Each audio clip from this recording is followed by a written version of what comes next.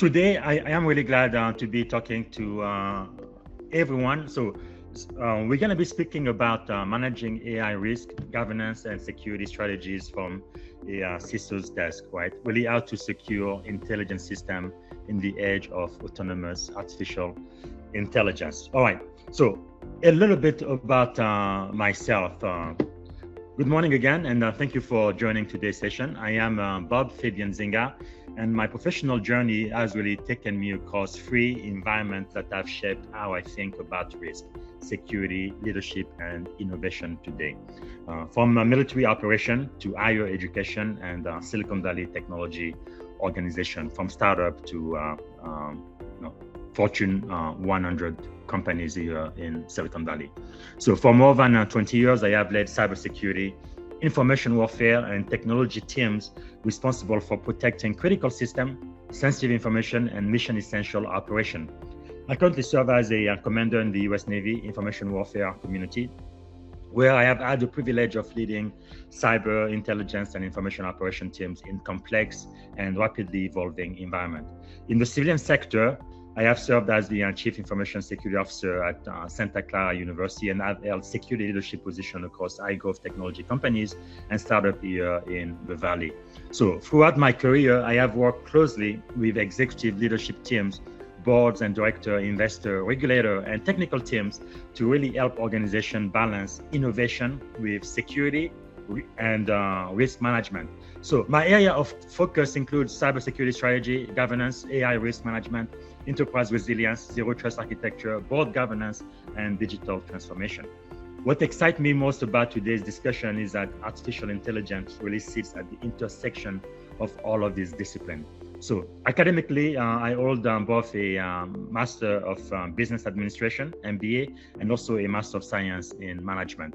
So I maintain several industry certifications. I think I have about 28 or so, but the most important to me now is the Chief Information Security Officer by EC Council, and also the CISSP and PMP, Project Management Professional. So I am also a graduate of the National Defense University, and really, it reinforced the importance of viewing technology not simply as an operational capability, but also as a strategic enabler of organizational success. So the perspective I am going to be sharing today is really informed by lessons learned from leading through cyber incident, digital transformation, military operation, and emerging tech adoption.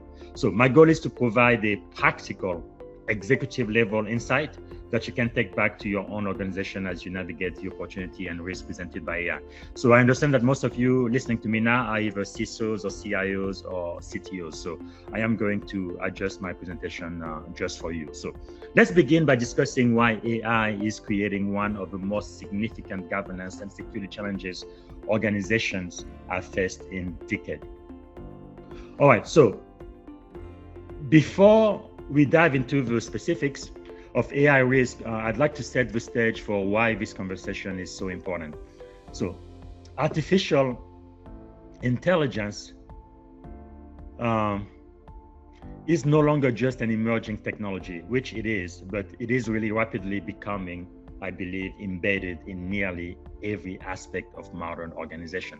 From cybersecurity operation and software development to customer service, enterprise decision-making, robotics, and critical infrastructure. So the pace of adoption is unlike anything we've seen with previous technology waves, right? Including cloud computing and mobile devices or social media, which all of those technology were pretty much disruptive, but nothing like AI. So what's different about AI, I think, is that we are not simply deploying tools that process information faster, but we are increasingly deploying systems that can analyze, recommend, decide, and in some cases act autonomously. Right? As organizations embrace this capability, they are also inheriting a new category of risk that many traditional governance and security programs were never designed to address. So these risks include AI-enabled cyber attack, deepfake, synthetic identities, model manipulation, data poisoning, unauthorized AI agent, governance failure, and perhaps most importantly, the erosion of human oversight and accountability. So as AI becomes more integrated into business and mission critical processes, leaders must think beyond technology and begin focusing on trust, on governance, on resilience, and responsible innovation. So during this session today, we will be exploring 6 key areas. First, we will examine how AI is reshaping the cybersecurity threat landscape and how adversaries are leveraging AI to increase the speed, the scale, and the sophistication of attacks.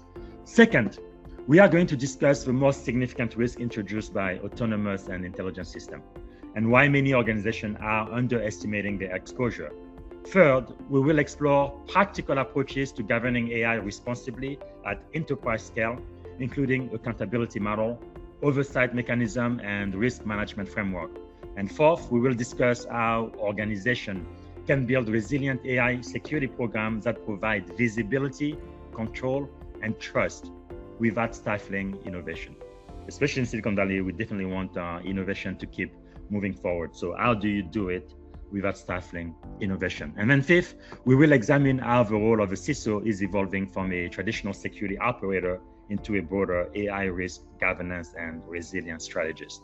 And finally, we are going to discuss leadership strategies for balancing innovation with security, accountability, and organizational trust. So how to innovate safely and securely. So throughout our discussion, I encourage you to think about one fundamental question. How can organizations harness the transformative power of AI while maintaining security, governance, human accountability, and trust? Because I believe ultimately, AI is not just a technology challenge, it is also a leadership challenge.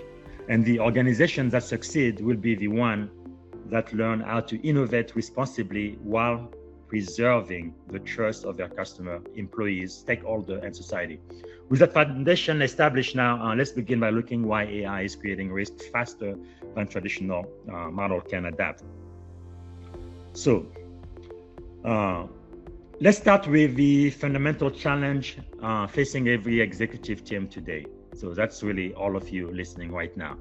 Throughout my own career, I have witnessed several major technology shifts, right? The rise of the internet, cloud computing, mobile devices, virtualization, and digital transformation. In every case, organizations had years to adapt their governance, their security, and operating model. However, AI is quite different. For the first time, we are seeing a technology adopted at a pace that is significantly outstripping most organizations' ability to govern it effectively. So, business leaders are under tremendous pressure to leverage AI for productivity, innovation, competitive advantage, and cost reduction. As a result, AI is rapidly finding its way into nearly every business function.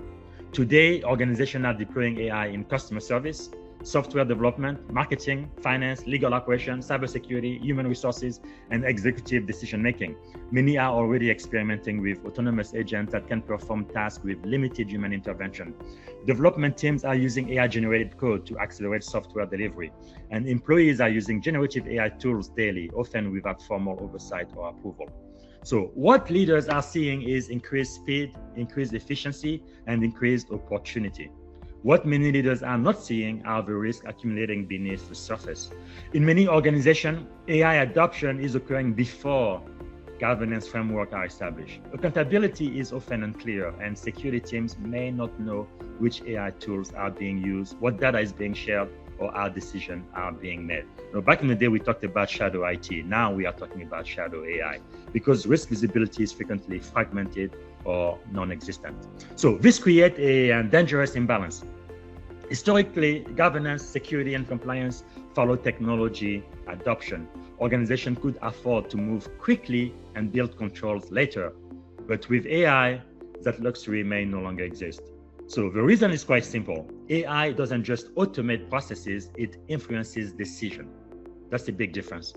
And when decisions are influenced by systems that are opaque, autonomous, or poorly governed, the consequences can extend beyond cybersecurity incident into legal, financial, operational, reputational, and even physical safety risk. So as a military commander, I have learned that speed can be a tremendous advantage, but speed without discipline creates vulnerability. The same principle applies to AI adoption. So I'd like you to consider the question on this slide: are we deploying AI faster than we can govern it? And I think for most organizations that is true. And perhaps an even more important question would be, if an AI-driven decision caused a major business disruption tomorrow, would your organization know who is accountable?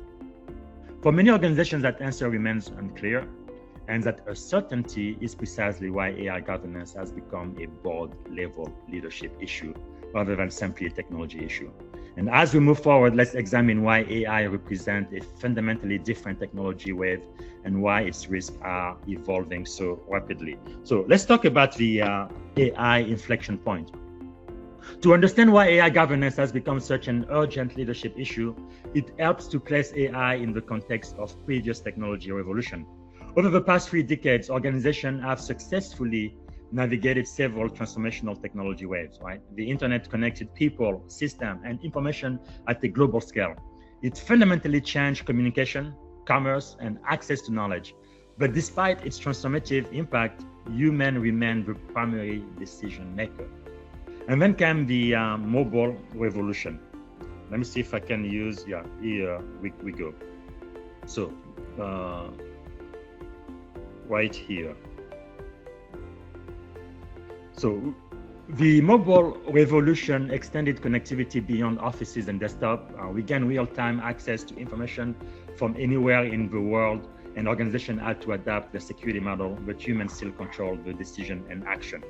And after that came the cloud era, okay, right here. And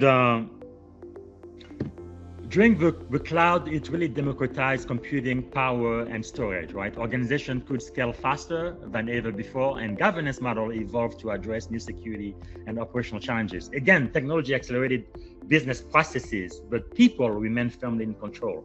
So then came the social media revolution, right? Which dramatically accelerated the speed of information sharing and amplified human influence.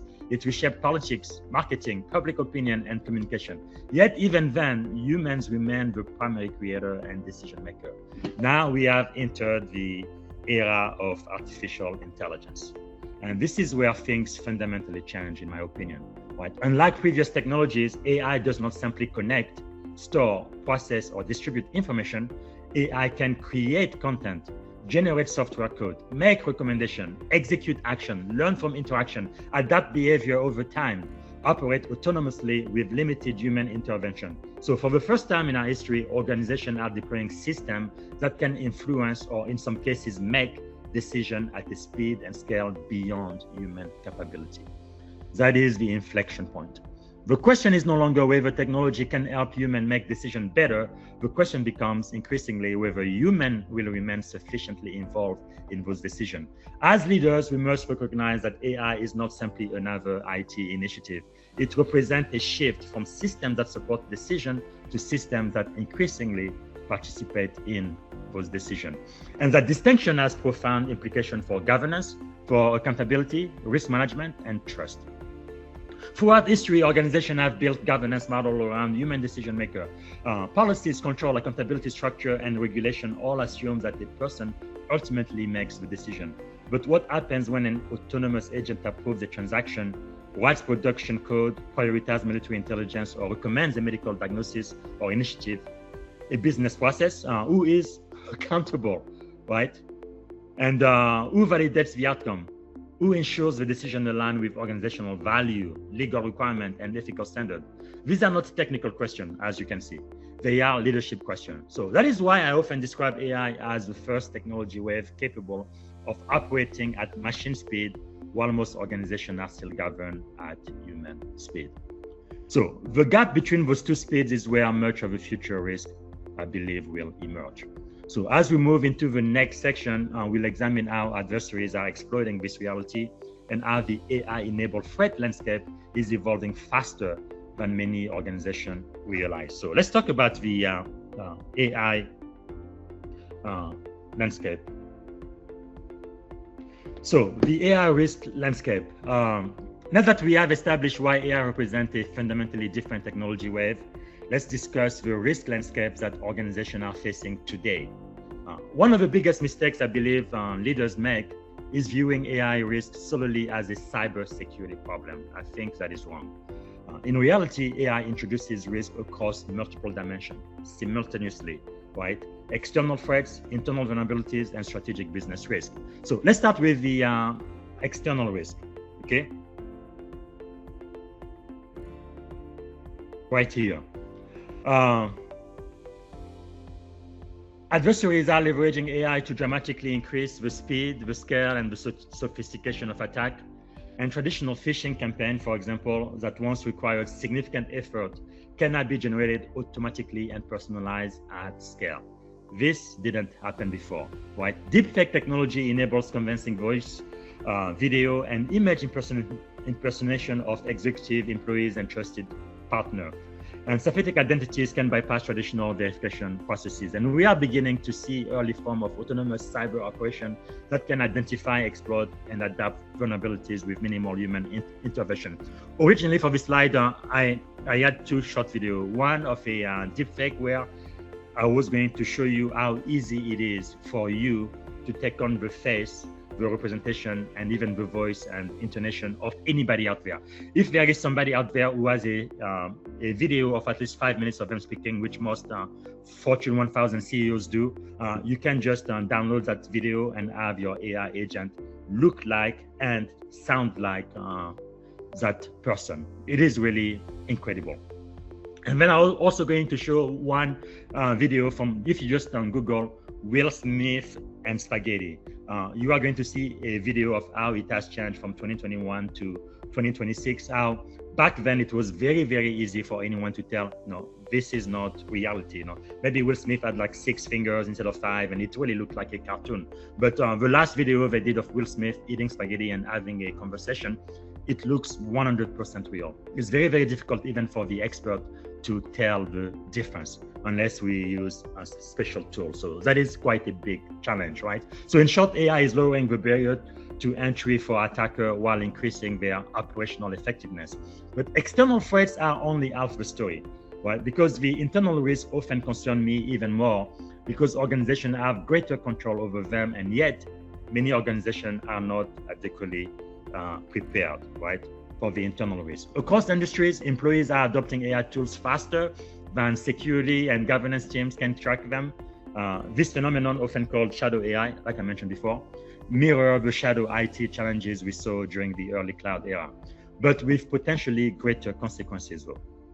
Employees may unknowingly upload sensitive intellectual property, customer data, source code, financial information, or strategic plan into public AI system. I believe this clearly happened here in Silicon Valley with Samsung. There was a very big story about that. So that's really something we need to think about.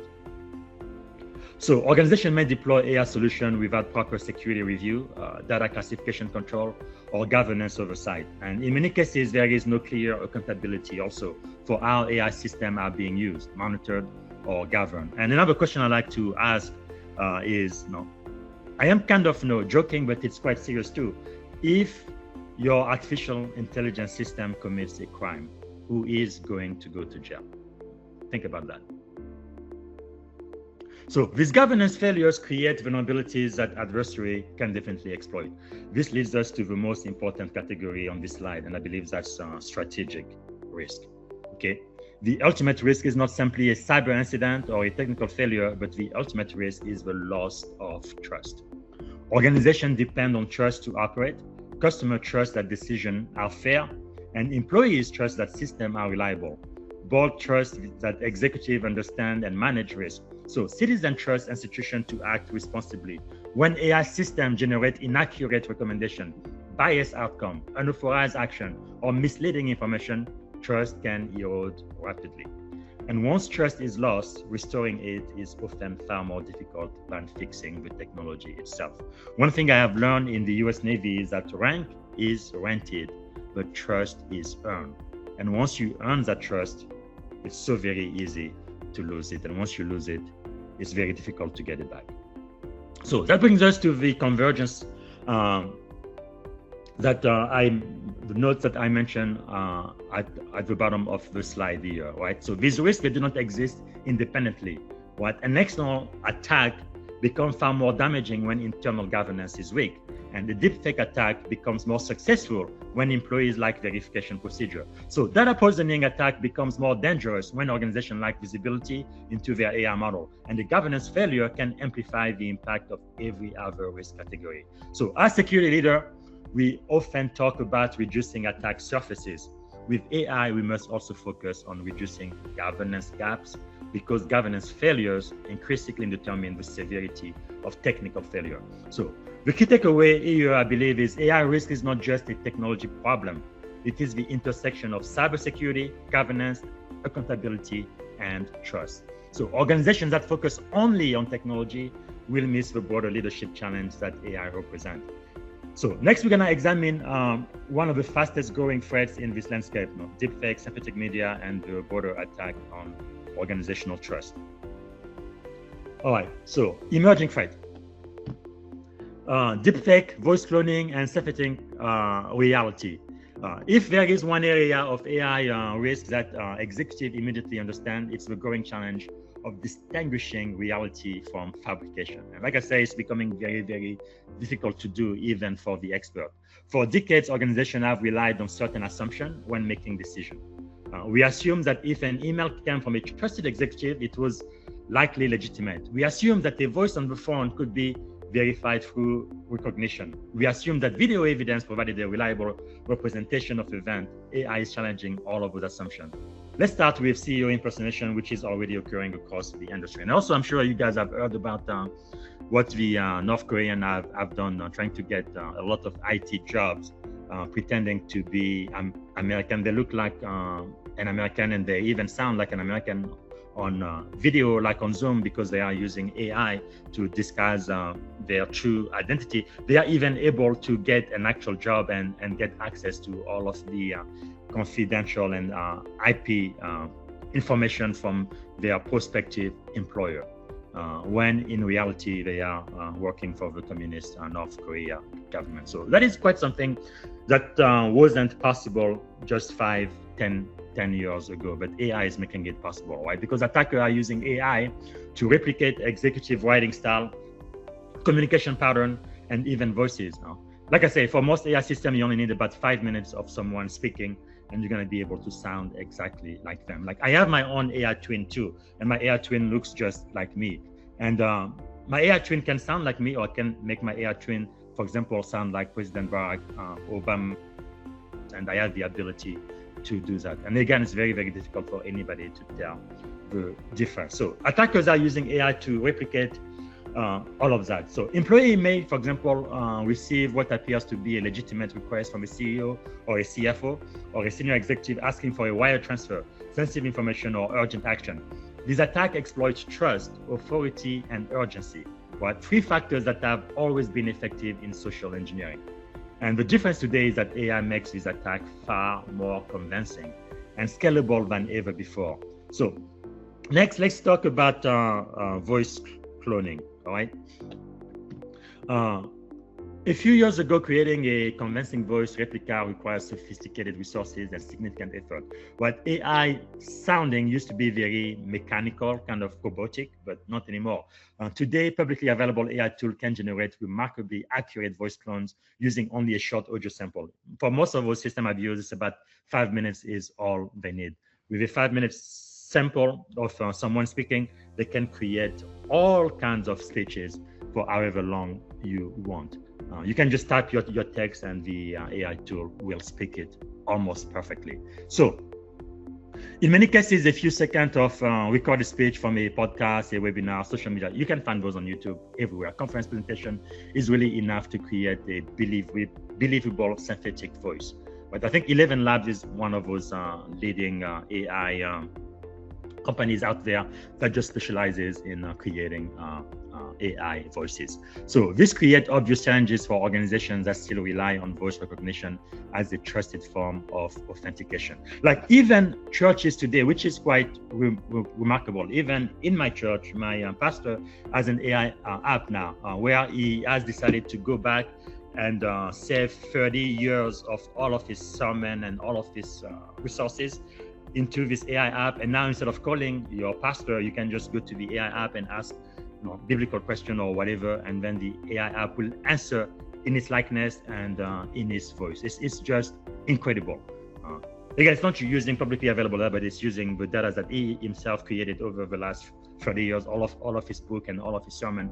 But it's just incredible how we can use that in order to interact with real people. Like I am a coach myself, and I know a lot of coaches who actually use their AI twin to be doing the coaching for them. Again, people go to their AI app and they ask a question, and then the AI twin coach will be answering all of those questions based on the knowledge, on the style, on the intonation and voice of the actual human being coach. So people are doing it today. So, and I believe this creates obvious challenges for organizations that still rely on voice recognition as a trusted form of authentication, right? So then we have video manipulation as well, often referred to as deepfake video. So you can make people pretty much do almost anything using AI, and again, it's going to look quite believable because AI generated video can convincingly place individual into situations that actually never occurred or alter statements that were never made. As the technology continues to improve, distinguishing authentic video from fabricated content becomes increasingly difficult. Like one thing that comes to mind, it was the chief AI architect of Meta when ICE was in Minnesota, right? There was a fake video of ICE agent. I think it was on X and TikTok, and this person actually reposted it thinking that it was a true video, but it was all fake, all propaganda, all generated by AI. I guess the reason why I'm bringing this up is because even the most expert among us can easily fall prey to deepfake. Okay, and unless we are using again specialized tools where we can tell for sure if a video is fake or not. So for the average person out there, this is a real risk, right? So video evidence as one of the strongest forms of verification, that's really not the case anymore. That assumption is definitely rapidly eroding in 2026. So finally, there is also AI-generated misinformation, right? For years, creating persuasive misinformation campaign requires significant human effort.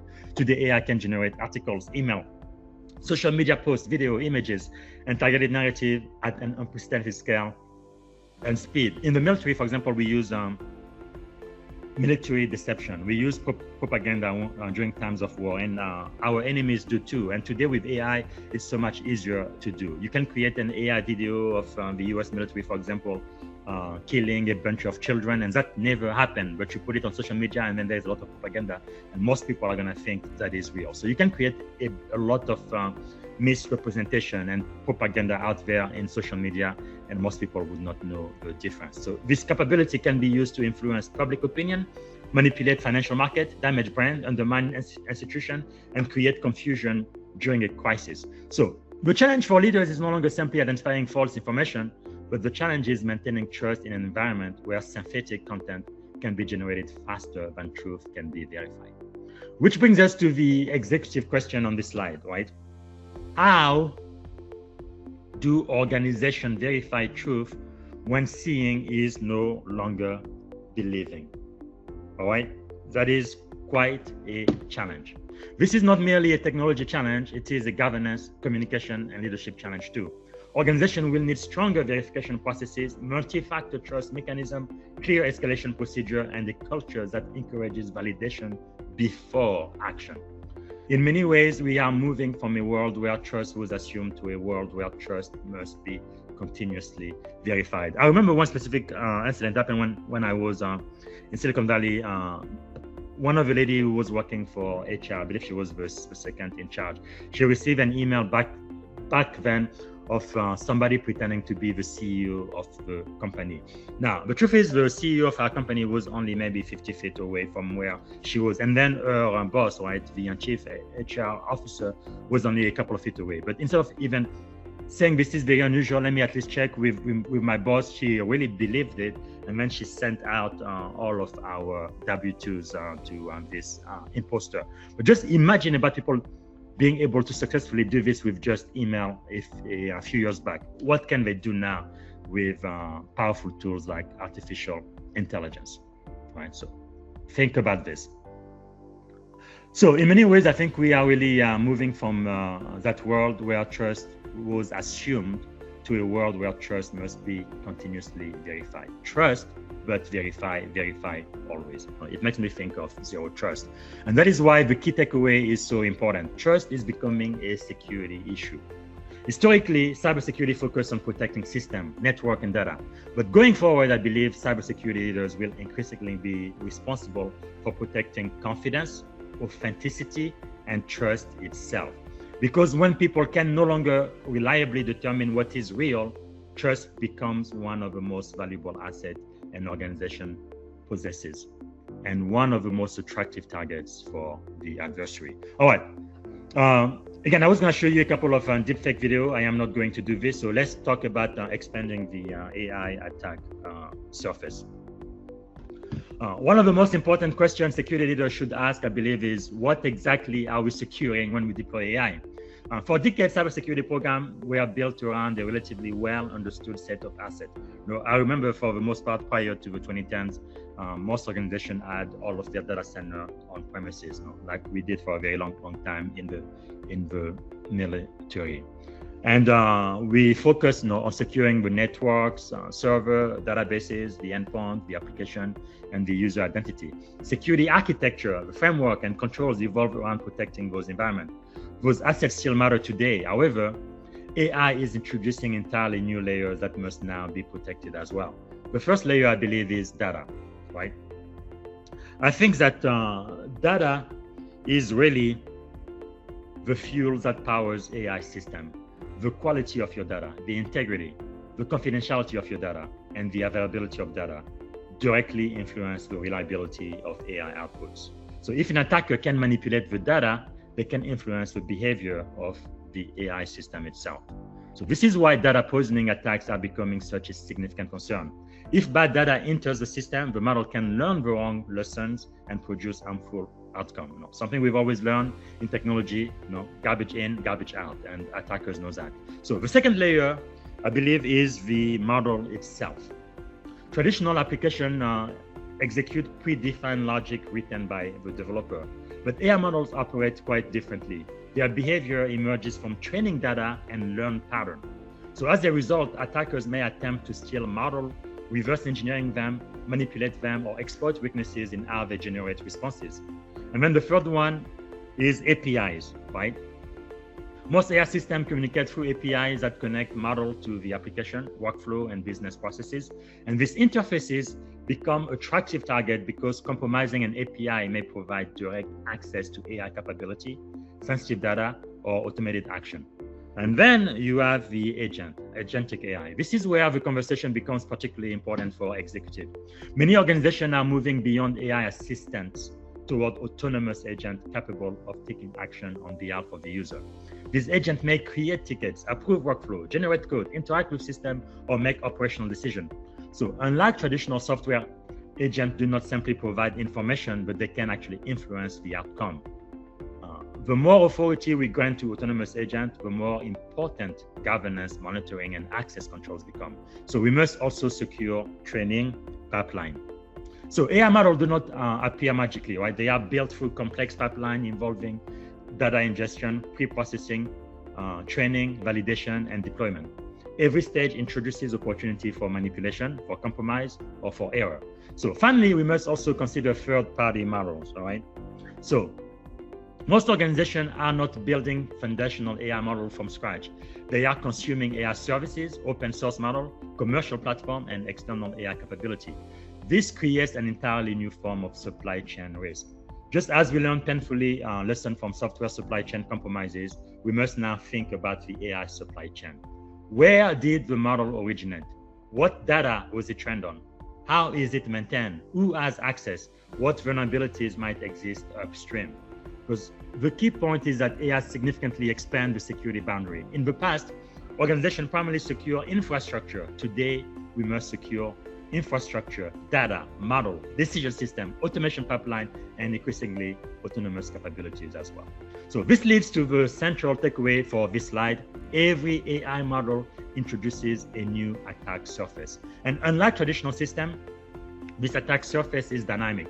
It learns, it evolves, it interacts with other systems, and it may influence critical business decisions.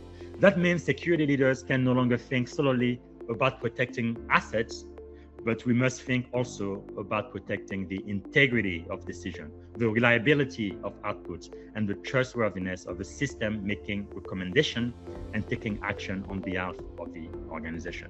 So as we move to the next slide, we'll examine the AI lifecycle itself and explore how risk can be introduced at every stage, from data collection all the way through deployment and ongoing operation. All right, so the AI lifecycle. One of the most common misconceptions about AI security is that it begins when a model is deployed into production. In reality, security must be integrated throughout the entire AI lifecycle, something we did with the software development lifecycle, right? If you only think about security, once the software has been deployed, I believe you are too late, right? Security has to be embedded into the entire life cycle, backed into the process, and not just something you add on later. Same thing with AI. Just as we learn in software development, you cannot bolt security on at the end. Can't do it, right? AI security requires a secure by design approach from the moment data is collected until the system is retired. So let's walk through the life cycle and examine the risk at each stage. First, we're gonna start with data collection, okay? So data poisoning is a risk. Everything begins with data. AI systems learn from the information we provide. Like I said earlier, garbage in, garbage out. So if attacker can manipulate or contaminate or influence the data, they can shape how the model behaves in the future. This is known as data poisoning. So imagine training a fraud detection model using corrupt data or a cybersecurity model using manipulated threat intelligence. Well, the model may learn incorrect patterns and make poor decisions long after the poisoning event occurs. So the lesson is quite simple. Bad data creates bad outcome. So there is also the storage. Let's talk about data storage. Unauthorized access, right? Once data is collected, it must be stored. Organizations often focus on protecting production system while overlooking training data set, feature stores, and AI repository. So these data sets may contain intellectual property, your IP, customer information, research data, personal information, source code, sensitive operational information. So if attacker can gain access to this data, they can compromise confidentiality, violate regulation, or gain insight into how AI system operates. So for many organizations, the training data itself may be as valuable as the model. So now let's talk about model training risk, model manipulation. The training phase is where AI system learn behavior. Attacker who gain influence over training environment may introduce hidden biases or malicious behavior or vulnerabilities into the model itself. Unlike traditional software, vulnerabilities, these issues can be extremely difficult to detect because they become embedded within the model learned behavior. So the model may appear to function normally until specific conditions trigger an intended outcome. This creates a unique challenge for security teams because the compromise may not be visible through traditional security monitoring. Just a couple of weeks ago, I interviewed on my podcast someone whose entire job is to do just that. She's an AI risk engineer. Our job is to go through the model that our organization uses and making sure that the model hasn't been compromised, right? And then let's talk about model validation. And the risk will be undetected vulnerability. So before deployment, model must be tested. Unfortunately, many organizations focus primarily on performance metrics, such as the accuracy, the speed, or the efficiency, but security validation is often limited or completely absent. So question leaders should ask include, can this model be manipulated? Can sensitive information be extracted? Can it generate harmful content? Can adversary bypass control? Just as we perform penetration testing on application, we must increasingly perform adversarial testing on AI system. Now let's talk about deployment. Deployment risk like prompt injection, right? Once deployed, AI system become accessible to user and potentially attacker. One of the fastest growing threat is prompt injection. In simple terms, attackers manipulate input to influence model behavior in unintended ways. They may bypass safeguard or extract information, override instruction, or cause the model to perform action it was never intended to perform. So think of prompt injection as the AI equivalent of command injection attack that security professionals have dealt with for years. Now let's talk about monitoring risk, like model drift. Security doesn't end after deployment. Over time, business environment change and user behavior evolve and data patterns shift. So as a result, model may experience model drift. That's what we call it. A model that was accurate 6 months ago may become unreliable today. Without continuous monitoring, organization may continue relying on recommendation or automated decision that are no longer valid. So this is why AI governance requires ongoing oversight, not a one-time approval process. And finally, let's talk about retirement, which ends our life cycle. So one retirement risk would be data exposure. So every AI system eventually reaches end of life. However, retirement introduces its own risk too. Organizations must consider what happens to training data, what happens to stored output, what happens to model artifacts, what happens to embedded sensitive information. Improper retirement can expose intellectual property, regulated data, or proprietary model long after a system has been decommissioned. So the leadership takeaway for me is the key lesson from this slide is that AI security is not a point-in-time activity. It is a life cycle discipline. Every phase introduces unique risk, unique attack vector, and unique governance requirements. So organizations that focus only on securing deployed model will inevitably miss your vulnerability introduced much earlier in the process, right? So the most mature organization, I believe, they recognize that AI governance, security, and risk management must be embedded from data collection to system retirement. Because in AI, security is only as strong as the weakest stage of the life cycle. Now, let's talk about lesson from cybersecurity history. This is a little fun because one of the reasons I am optimistic about our ability to manage AI risk is that we have faced similar challenges before. Maybe not exactly like AI, but similar. While AI introduces new technologies and new attack vector, which I just mentioned, the underlying leadership and governance lessons are remarkably familiar. Let's look at 3 major technology transformations that shape modern cybersecurity. One is cloud adoption, right? Move fast. When cloud computing emerged, organizations rushed to take advantage of its scalability, flexibility, and cost saving. Cloud adoption. The business benefits were undeniable. Like I even remember in the Navy, for example, we tend to not really embrace emerging tech and push back a little bit, but eventually it just made too much sense to move to the cloud. One, we saved a lot of money, and number two, it ended up reducing a lot of our security risk. So the business really benefit undeniably. However, many organizations moved workload into the cloud faster than they adapted their security and their governance model. We saw misconfigured storage bucket, excessive permission, lack of visibility, weak governance over cloud resources. The technology wasn't inherently insecure. The problem was that governance failed to keep pace with adoption. Eventually, organizations developed cloud security framework, cloud governance model, and cloud native operating procedures. But many learned those lessons the hard way. Now, let's talk about number 2, mobile adoption, deploy first. The same pattern occurred during the mobile revolution, right? Organizations wanted employees to work from anywhere on any device. And I think one thing that significantly increased this, accelerated this, was when we had the COVID-19 pandemic of 2020, right? Business productivity increased dramatically, but security teams struggled to answer a fundamental question. What devices are accessing corporate data? Who owns the device? What happens when the device is lost?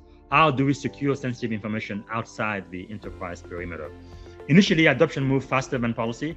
Only later did organizations establish mobile device management, zero trust principle, identity-based security, and governance framework. Again, the technology wasn't the primary problem. The challenge was governance. And now to today, AI adoption, right? Experiment everywhere. Today, we are seeing the same pattern emerge with AI. Employees are experimenting with the generative AI, agentic AI, developers are using AI-generated code, business units are deploying AI-powered solutions, and executives are demanding faster adoption to remain competitive. And just like cloud and mobile, many organizations are asking governance questions after deployment rather than before.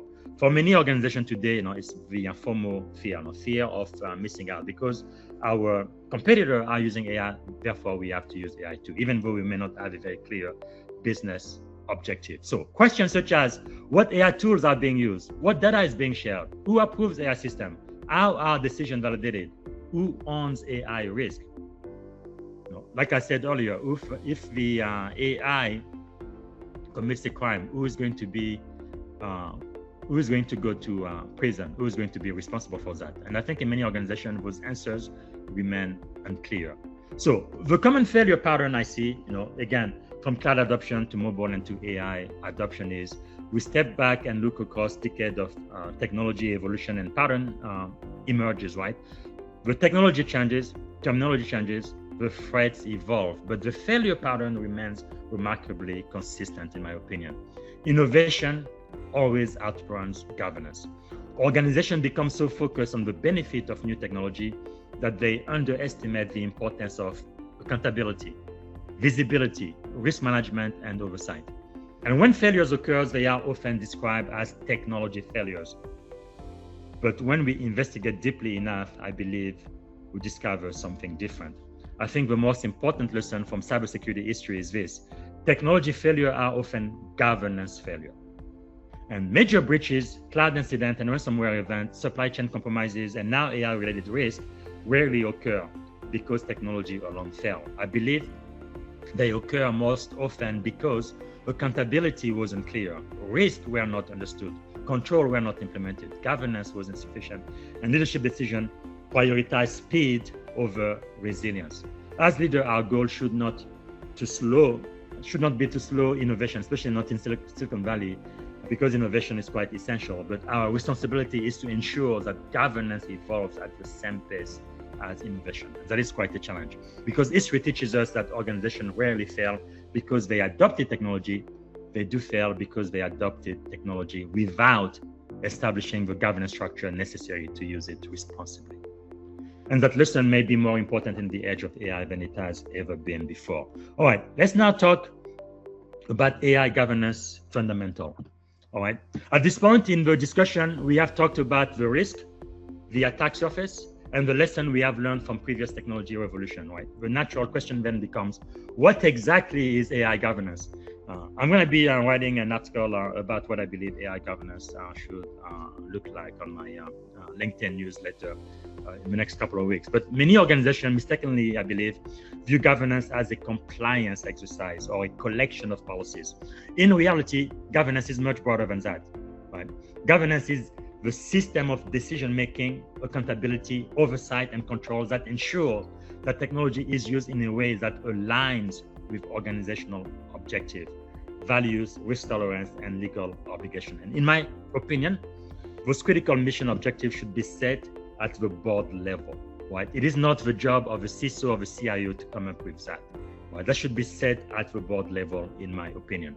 Okay, put simply, governance determines how decisions are made, who makes those decisions, and who is accountable for the outcome. When I work with executive teams and boards, I often explain that effective AI governance must answer 5 fundamental questions. Question number 1, who can use AI? The first question is authorization. Not every AI tool should be available to everyone, okay?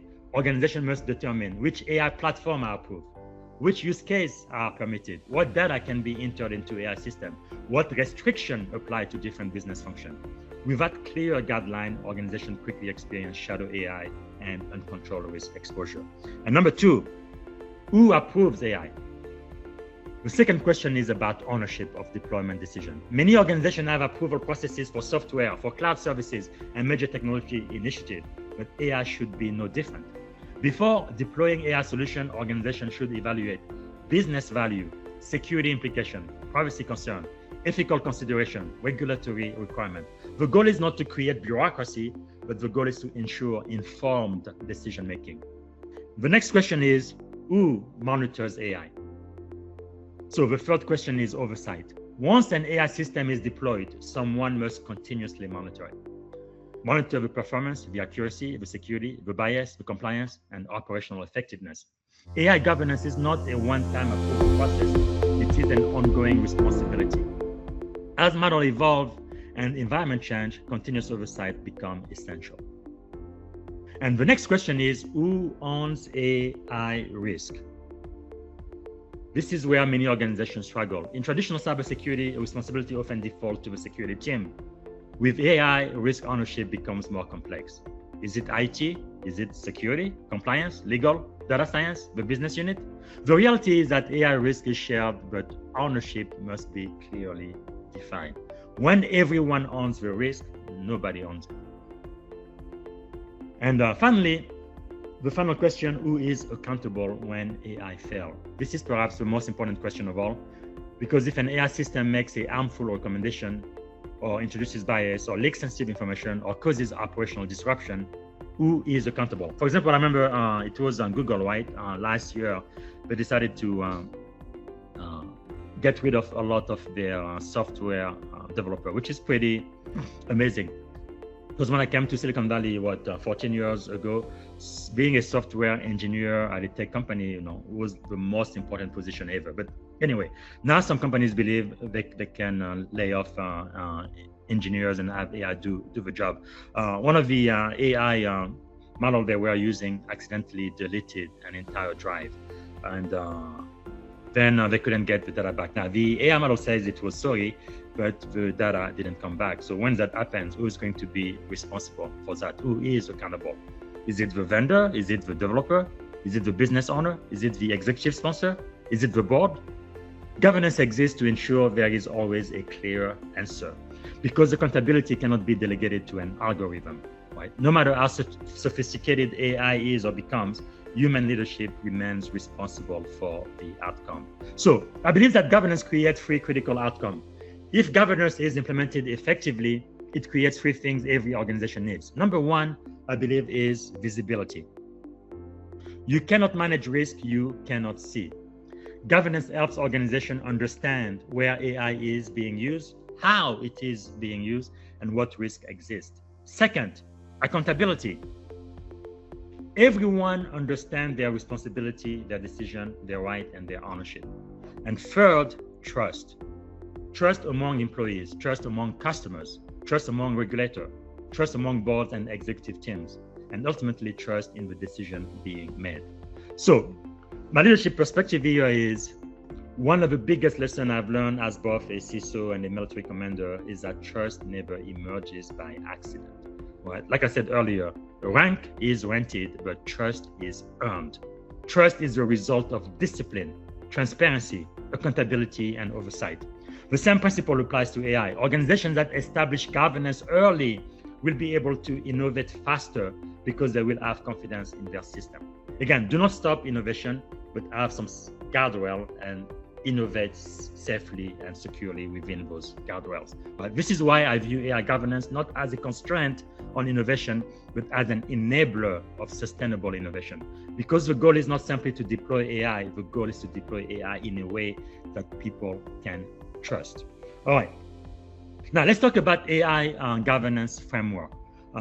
Now that we have established what AI governance is and why it matters, let's discuss a practical framework that leaders can use to build governance programs at scale. When organizations first begin addressing AI risk, they often focus exclusively on security control or compliance requirements. While those are important, effective AI governance requires a broader and more balanced approach, in my opinion. I recommend thinking about AI governance through 5 foundational pillars.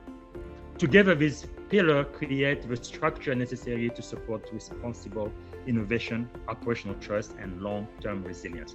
Number 1, I believe the first pillar is policy. Everything begins with policy, because policy will establish the rule of the road. It defines how AI can be used, where it can be used, and under what condition. Good AI policies answer questions such as which AI platform are approved, what data can be used with AI system, which use cases require additional review, what regulatory or ethical requirements apply. The goal is not to create unnecessary bureaucracy. The goal is to provide clarity. One of the biggest risks organizations face today is ambiguity. Employees want to leverage AI, but many don't know what is permitted, what is prohibited, or what is expected. So clear policy creates consistency and reduces uncertainty. Most importantly, they establish a common understanding across the enterprise. And pillar number 2, I believe, is accountability. In every successful security program I've led, accountability has been more important than the technology itself. AI system touch multiple functions, right? Security, legal, compliance, data science, IT, business operation, executive leadership, on and on. Because responsibility are distributed, accountability can become blurred. And I believe that is dangerous, right? So organization must clearly define who owns the AI system, who approves deployment, who monitors performance, who manages risk, and who responds when problems occur. One of the most important principles in leadership is simple. Responsibility may be shared, but accountability must be assigned. And you need to know in your organization who are the teams and the people assigned to that accountability. Number 3 will be transparency, the third pillar. The third pillar is transparency, because historically organizations trusted technology because they understood how the technology worked. AI introduces a new challenge. Many advanced AI systems operate as complex black boxes that can be difficult to explain. Even the engineer who have deployed many systems like, Anthropic or OpenAI, they would admit to you they have no idea how those AI algorithms actually work at times. Okay. So this really creates questions from employees, customers, and regulators and boards, right? For example, why was this recommendation made? How was this decision reached? What data influenced the outcome? And what are the limitations of a model? So organizations do not need perfect explainability, but they do need sufficient transparency, right, to establish trust and support informed decision making.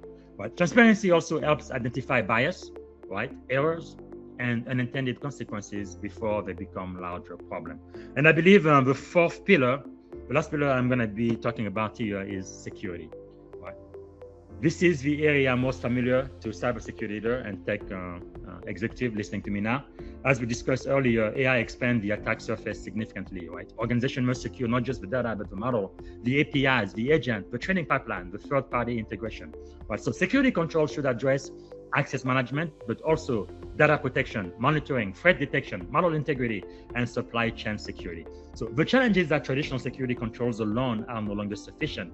We must now protect not only systems and information like we did before, but we must also protect the integrity of decision and automated action. All right, the fifth pillar is human oversight. Human oversight. And I think this is probably one of the most important pillars in my opinion.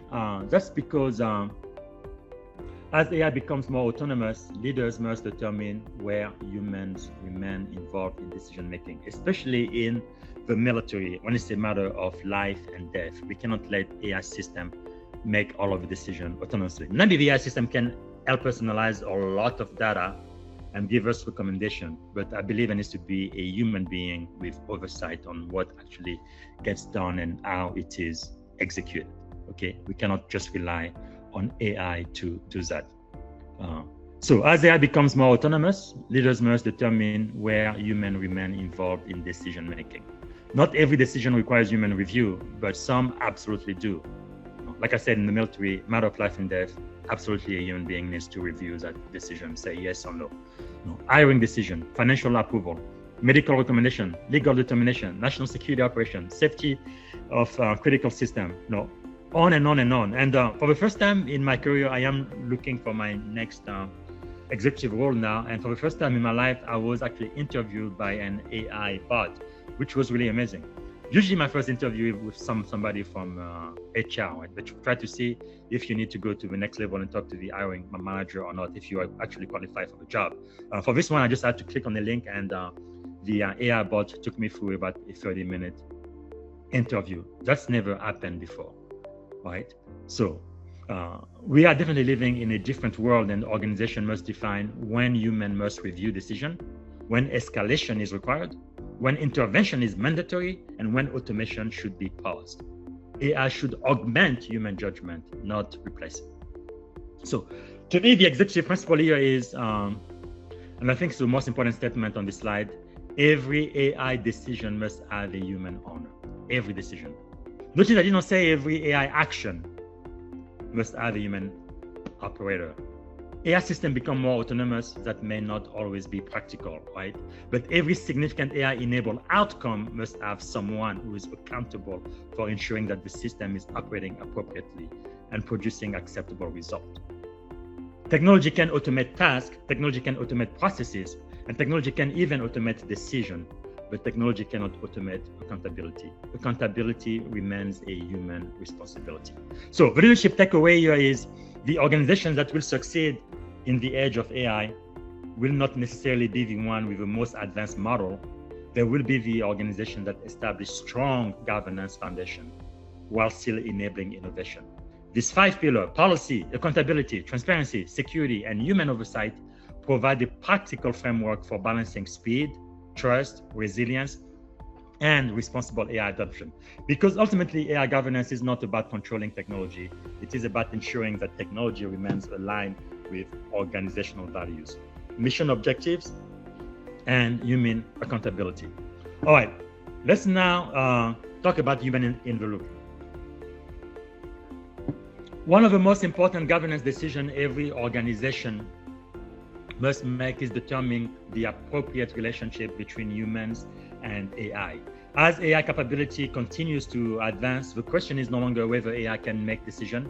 The question really becomes which decision should AI be allowed to make and where must humans remain involved. This is fundamentally a leadership, a governance, and a risk management decision, right? Human in the loop. The phrase at the top of the slide captures the core principle. Automation without accountability is dangerous. The more authority we delegate to AI systems, the more important it becomes to define who remains responsible for the outcome, which human being remains responsible for that. Let's look at the 3 primary operating models. So, human in the loop. In a human in the loop model, AI assists with analysis, recommendation, and prioritization, but a human reviews and approves every decision before action is taken. The AI informs the decision, but the human makes the decision. Again, in the military, I highly recommend we keep having human in the loop, because when it comes to matter of life and death, we cannot let AI system make the decision and then execute, right? A human needs to verify, validate, and approve that, because it is a lot is going to be in play here, right? The stakes are very high. So the model is typically appropriate when decision involves significant legal, ethical, financial, safety, or mission consequences.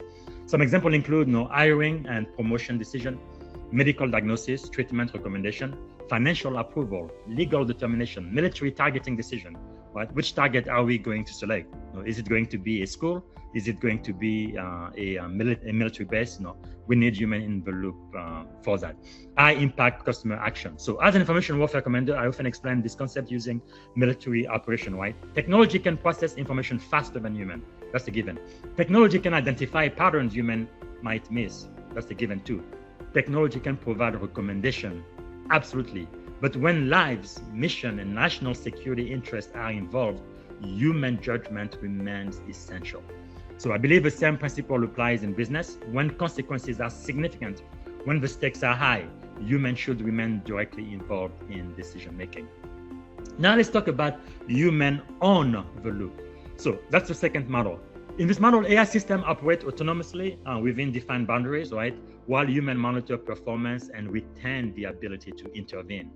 The AI executes and the human supervises. This approach is increasingly common because it balances efficiency with oversight, right? To avoid a lot of bureaucracy. Examples include threat detection system, fraud detection platform, security orchestration and automation response, operational monitoring, supply chain optimization, and manufacturing quality control, for example. So one example is that many security operations center already use AI to identify suspicious activity and prioritize those alerts. The system performs much of the analysis automatically, but analysts remain available to review the finding, to override action when necessary, and respond if needed. So human on the loop model often represents the practical middle ground between full manual control, which is becoming more and more challenging, almost impossible, and then complete autonomy. And the third model is human out of the loop. This final model, human out of the loop, in the scenario, AI systems operate independently without real-time human review or intervention, right? Agentic AI analyzes, decides, and acts autonomously. The model offers maximum speed and efficiency, but it also introduces the highest governance and accountability risk. Because of those risks, I believe that human out of the loop model should only be used in very narrow, carefully governed context, right? Risks are well understood, the outcomes are predictable, controls are mature, and continuous monitoring exists. Fail-safe mechanisms are already in place. Even then, organizations must clearly define accountability, because autonomy does not eliminate responsibility. Someone still owns the outcome. Like I said earlier, if your AI commits a crime, who is going to go to jail? So keep that in mind. So the leadership challenge, I believe, is as AI becomes more capable, organizations will face increasing pressure to move decisions further down the spectrum. Business leaders will seek greater efficiency. Operation teams will seek greater automation. Developers will seek greater autonomy. And all of those goals are understandable. But leaders, again, I'm talking about leadership here, must remember that the fastest decision is not always the best decision. So the most automated process is not always the safest process. And the most efficient system is not always the most trustworthy system. So some key question is, the central question, I believe, from everything we've talked about so far on the slide, when should humans retain decision authority? There is no universal answer for that, right? The answer depends on risk tolerance, on regulatory requirement, on ethical consideration, on mission impact, and business objective. And I believe risk tolerance should be set by the board of directors. You as the CISO or the CIO or the CTO, it's not your job to decide that for your organization, in my opinion, right? So I often recommend a simple rule. The greater the consequence of a decision, the greater the need for human oversight, right? So if the outcome affects human safety, right, like in the military, if people might die, legal liability, financial exposure, organizational reputation, or mission success, leaders should think carefully before removing human from the decision process.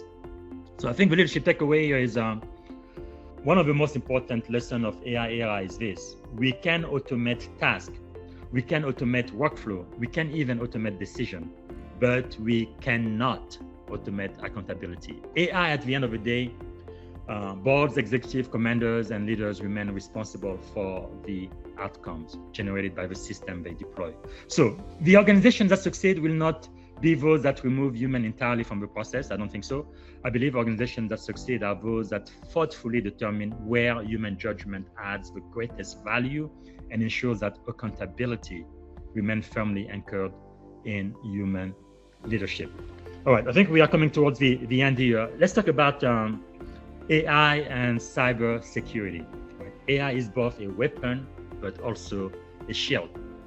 One of the most fascinating aspects of AI, I think, is that it is simultaneously one of the most powerful tools available to defender, but it is also one of the most powerful tools available to the attackers, right? So for our cybersecurity history, every major technological advancement has eventually been adopted by both sides of the battlefield. Now, in many ways, I think for those of us who are lucky enough to be in this field, it gives us some type of job, I don't know,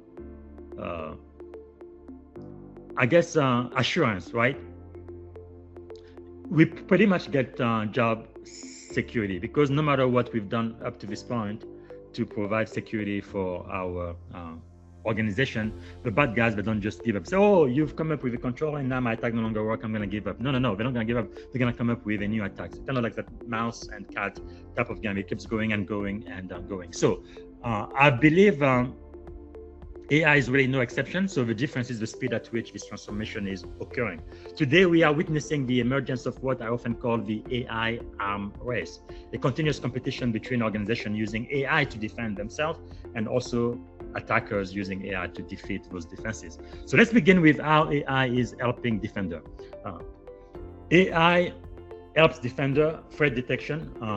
One of the most valuable applications of AI in cybersecurity is threat detection.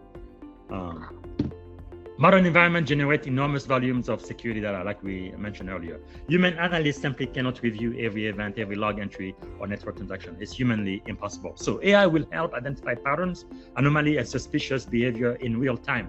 Rather than searching for known signature, AI can identify unusual activities that may indicate emerging threat. This allows security teams to move from reactive detection toward more proactive identification. Now, let's talk about incident response. AI is also transforming incident response. Traditionally, analysts manually investigated alert, collected evidence, and manually executed response action. Today, AI-enabled platform can automate many of those activities. For example, AI can isolate compromised system, block malicious IP addresses once identified, right? Prioritize incident, recommend containment action, and accelerate forensic analysis. This is particularly important because adversaries increasingly operate at machine speed, and human-only response models simply cannot keep pace. Now, let's talk about vulnerability discovery. AI is also improving how organizations identify vulnerabilities. Rather than relying solely on periodic assessment, AI can continuously analyze environment, identify weaknesses, and prioritize remediation efforts based on risk. This allows organizations to focus resources where they can achieve the greatest risk reduction. In many ways, AI is helping defenders become more predictive rather than purely reactive.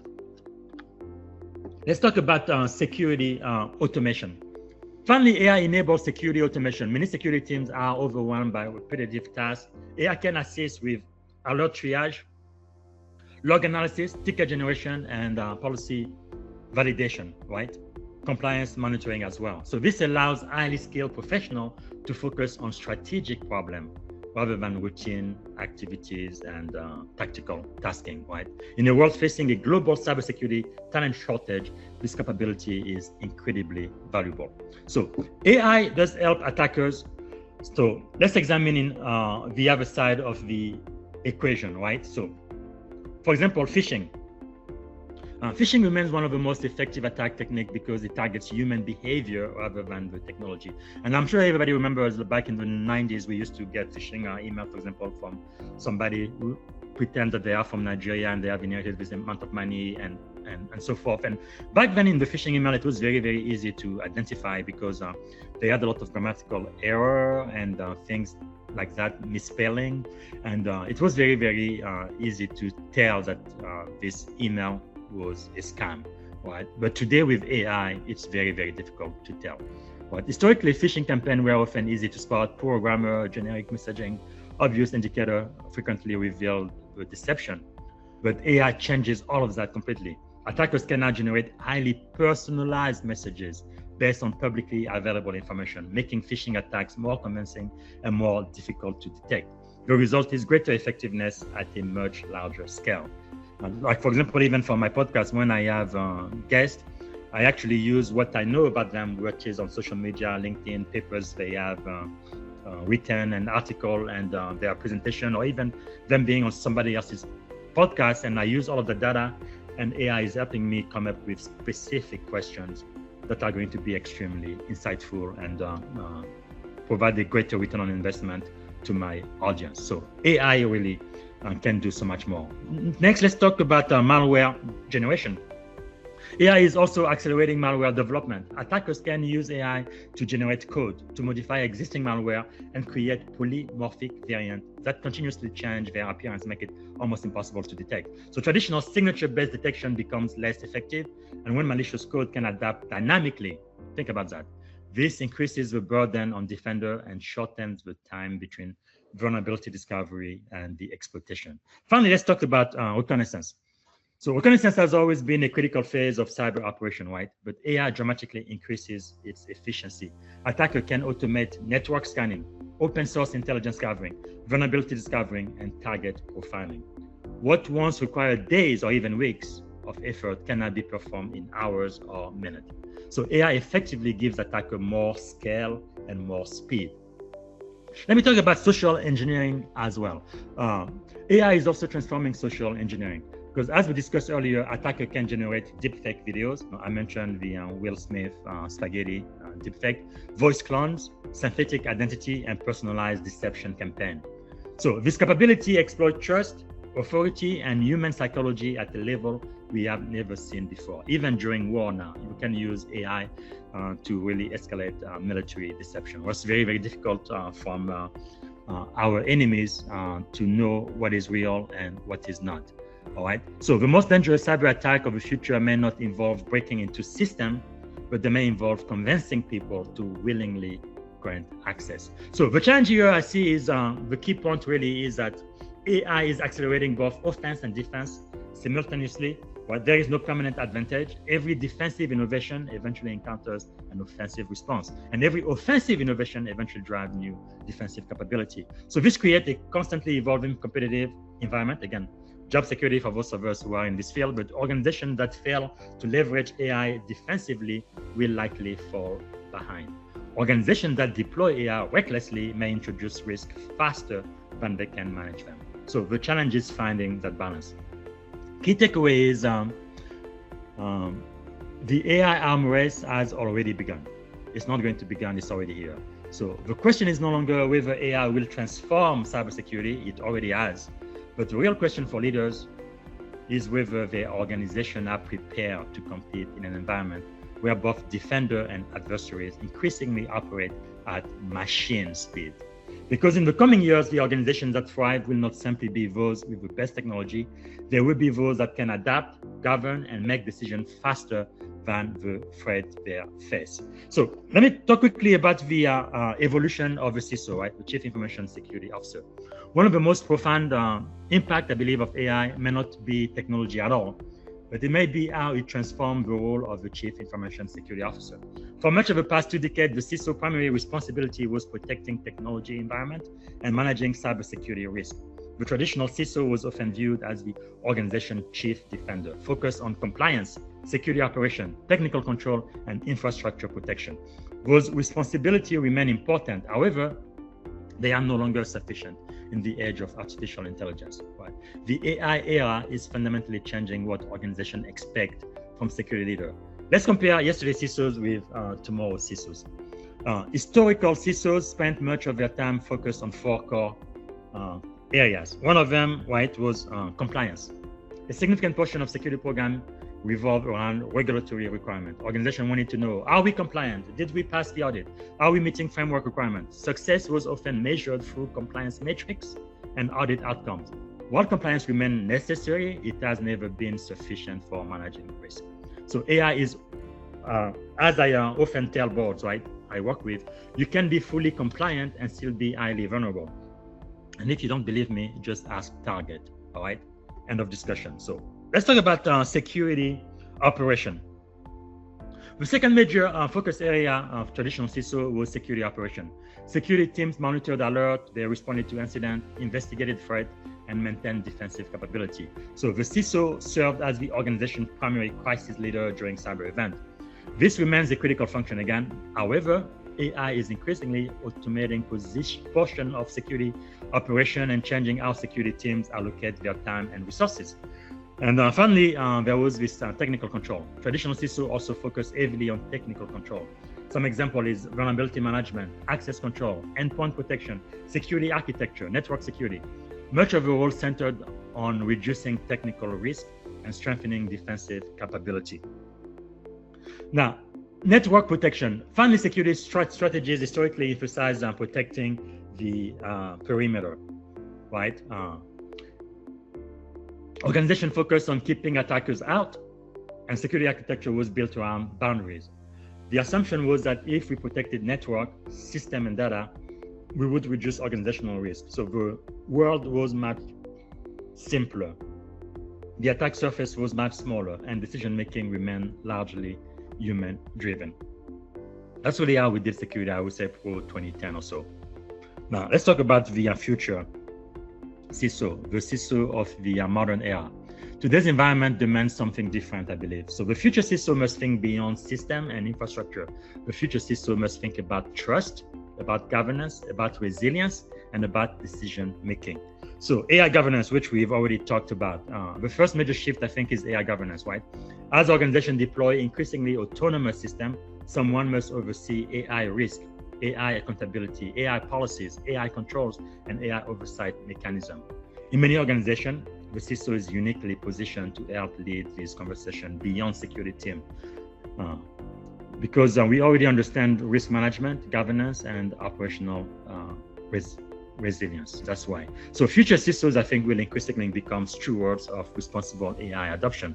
Now, let's talk about business resilience. This is why I believe CISOs need to really become master of business operation as well. Myself, I felt like I had to earn a Master of Business Administration. I don't think you have to do that, but you definitely need to understand the business of your organization. So the second shift is toward resilience. Right? Historically, security leaders focus heavily on prevention, and the reality today is that prevention alone is just not enough. So organizations must assume system will fail, AI model will make mistakes, threat will evolve, disruption will occur. The question is no longer, can we prevent every incident? The question becomes, can we continue operating when incidents occur? This is why resilience is becoming one of the most important executive leadership competencies. Again, it has nothing to do with technology, it has to do with leadership. Okay, and then I believe also trust. Trust is the first shift in organizational, in the evolution of the CISO, right? Trust is rapidly becoming a strategic business asset. Customer trust organization with their data, and employee trust leaders to make responsible decisions, and board trust executive to manage risk. So as AI becomes embedded into decision making, trust becomes even more important. And I believe future CISOs will increasingly be asked, can we trust this AI system? Can we trust the data? Can we trust the outcome? Can we trust the process? These are not technical questions. These are business questions. And they are increasingly becoming security questions as well. All right, let's talk about strategic leadership. The final shift, I think, is strategic influence. The future CISO will spend less time discussing firewall and more time discussing enterprise risk, right? Less technical and more strategic, in my opinion. Less time discussing vulnerabilities and more time discussing resilience. Less time discussing technology and more time discussing business outcome. I think future security leaders must become fluent in business strategy. You almost become like a translator, right? From technology speak and jargon to actually a language that your business counterpart will understand and your board, right? Risk management, governance, regulatory environment, board communication, and organizational transformation. That's what we need to become better at. The role is evolving from technical expert to becoming a trusted executive advisor. So from a leadership perspective, I think throughout my career as a military commander and a CISO and a technology executive, I have observed a consistent pattern, right? The most successful security leaders are not necessarily the most technical leaders. They are the leaders who understand how technology affects mission success. However, they understand how risk impact organizational objective, and they know how to translate technical complexity into business decision. The skill will become even more important, I believe, in the age of artificial intelligence. Some of the key takeaways are the role of a CISO is evolving from protecting system to protecting decision. Because increasingly the most valuable asset organization process are not just their network or application or data, they are the decision being made by people and intelligence systems. So ensuring those decisions are trustworthy, accountable, secure, and aligned with the organizational objective may become the defining responsibility of the next generation of security leader. All right, I think I'm going to end with these 5 hard truths about AI. As leaders, one of our responsibilities is really helping organizations confront reality, even when that reality is uncomfortable. So there is tremendous excitement surrounding AI, and rightfully so, but the opportunities are enormous, I believe. So, however, successful leaders understand that optimism must be balanced with realism. So over the past several years, working with executive teams, boards, and military leaders and technology organizations, I have identified 5 hard truths that every leader should understand about AI. These truths are not intended to discourage innovation, but they are intended to help organizations innovate responsibly, securely, and safely. So hard truth number 1, risk grows faster than control. So historically, technology innovation tends to move faster than governance, security, and regulation. But AI is accelerating that pattern dramatically. So every week, new models emerge, new capabilities are introduced, new use cases appear, and new automation agents are deployed. It's very, very difficult to keep up, right? Meanwhile, governance, framework, security control, policies, regulation, and organizational processes struggle to keep pace. So the result is an expanding gap between innovation and control. So many organizations are focused on what AI can do, far fewer are focused on how they will govern what AI does. So as leaders, we must accept that risk will continue to emerge faster than our ability to fully eliminate it. But the goal is not perfect security, the goal is resilient risk management. Hard truth number 2, governance failure will outnumber technical failure. This may be the most important point in the entire presentation, right? Because most major AI incidents will not occur because the technology failed, but they will occur because governance fail. History repeatedly demonstrates this principle. So it's a leadership failure, not exactly a technology failure. When organizations suffered major breaches, investigation often reveal poor decision-making, lack of accountability, insufficient oversight, and weak governance. So misaligned incentive, that's really what caused a lot of the incident. The same pattern is likely to occur with artificial intelligence, right? Some examples include deploying AI without proper review, using AI without clear ownership, sharing sensitive data without authorization, failing to validate output, and allowing autonomous action without oversight. So these are governance failures, not technical failures. So technology can introduce risk, but governance will determine whether that risk becomes an asset. So our truth number 3, visibility will never be perfect. So security leaders often strive for complete visibility, and we want to know now every system, every asset, every user, every threat. AI introduces a level of complexity that makes perfect visibility increasingly difficult, if not impossible. So models will evolve, agents interact dynamically, and employees adopt new tools. Third-party AI services appear constantly. So shadow AI emerges across departments. The reality is that organizations will never have complete visibility into every AI capability, interaction, or risk. But that doesn't mean that visibility is important. It means that leaders must become comfortable making decisions under uncertainty. One of the defining leadership skills of the AI era, I believe, is managing risk despite imperfect information. All right, our truth number 4, humans remain accountable. This is perhaps the most important governance principle of them all. What AI may generate recommendations, AI may automate processes, execute action, or even make decisions, but AI cannot assume accountability. When something goes wrong, boards, regulator, customer, shareholder, and the public will not ask, what did the algorithm decide? They will ask, who approved the system? Who deployed the system? Who monitored the system? And who was responsible? The human being responsible. Accountability remains a human responsibility, always.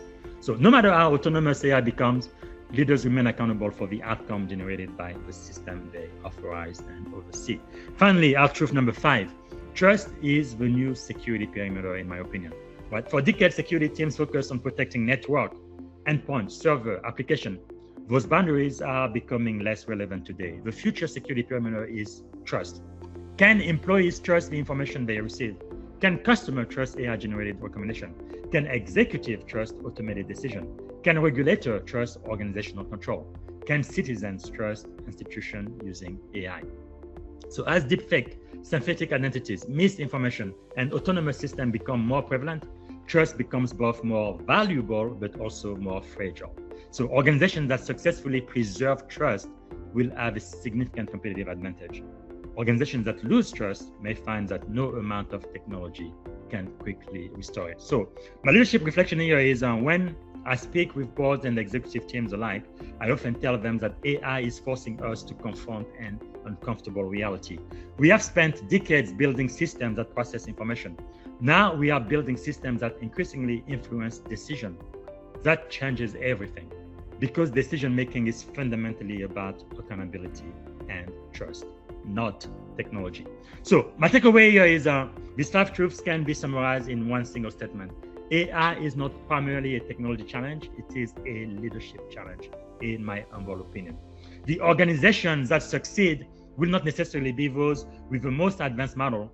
There will be the organization whose leaders understand how to manage risk, establish governance, maintain accountability, and preserve trust while continuing to innovate. That's really everything we've been talking about today, because in the age of artificial intelligence and intelligent system, technology may provide the capability, but leadership determines the outcome. As my primary mentor has taught me, everything rises and falls on leadership. All right.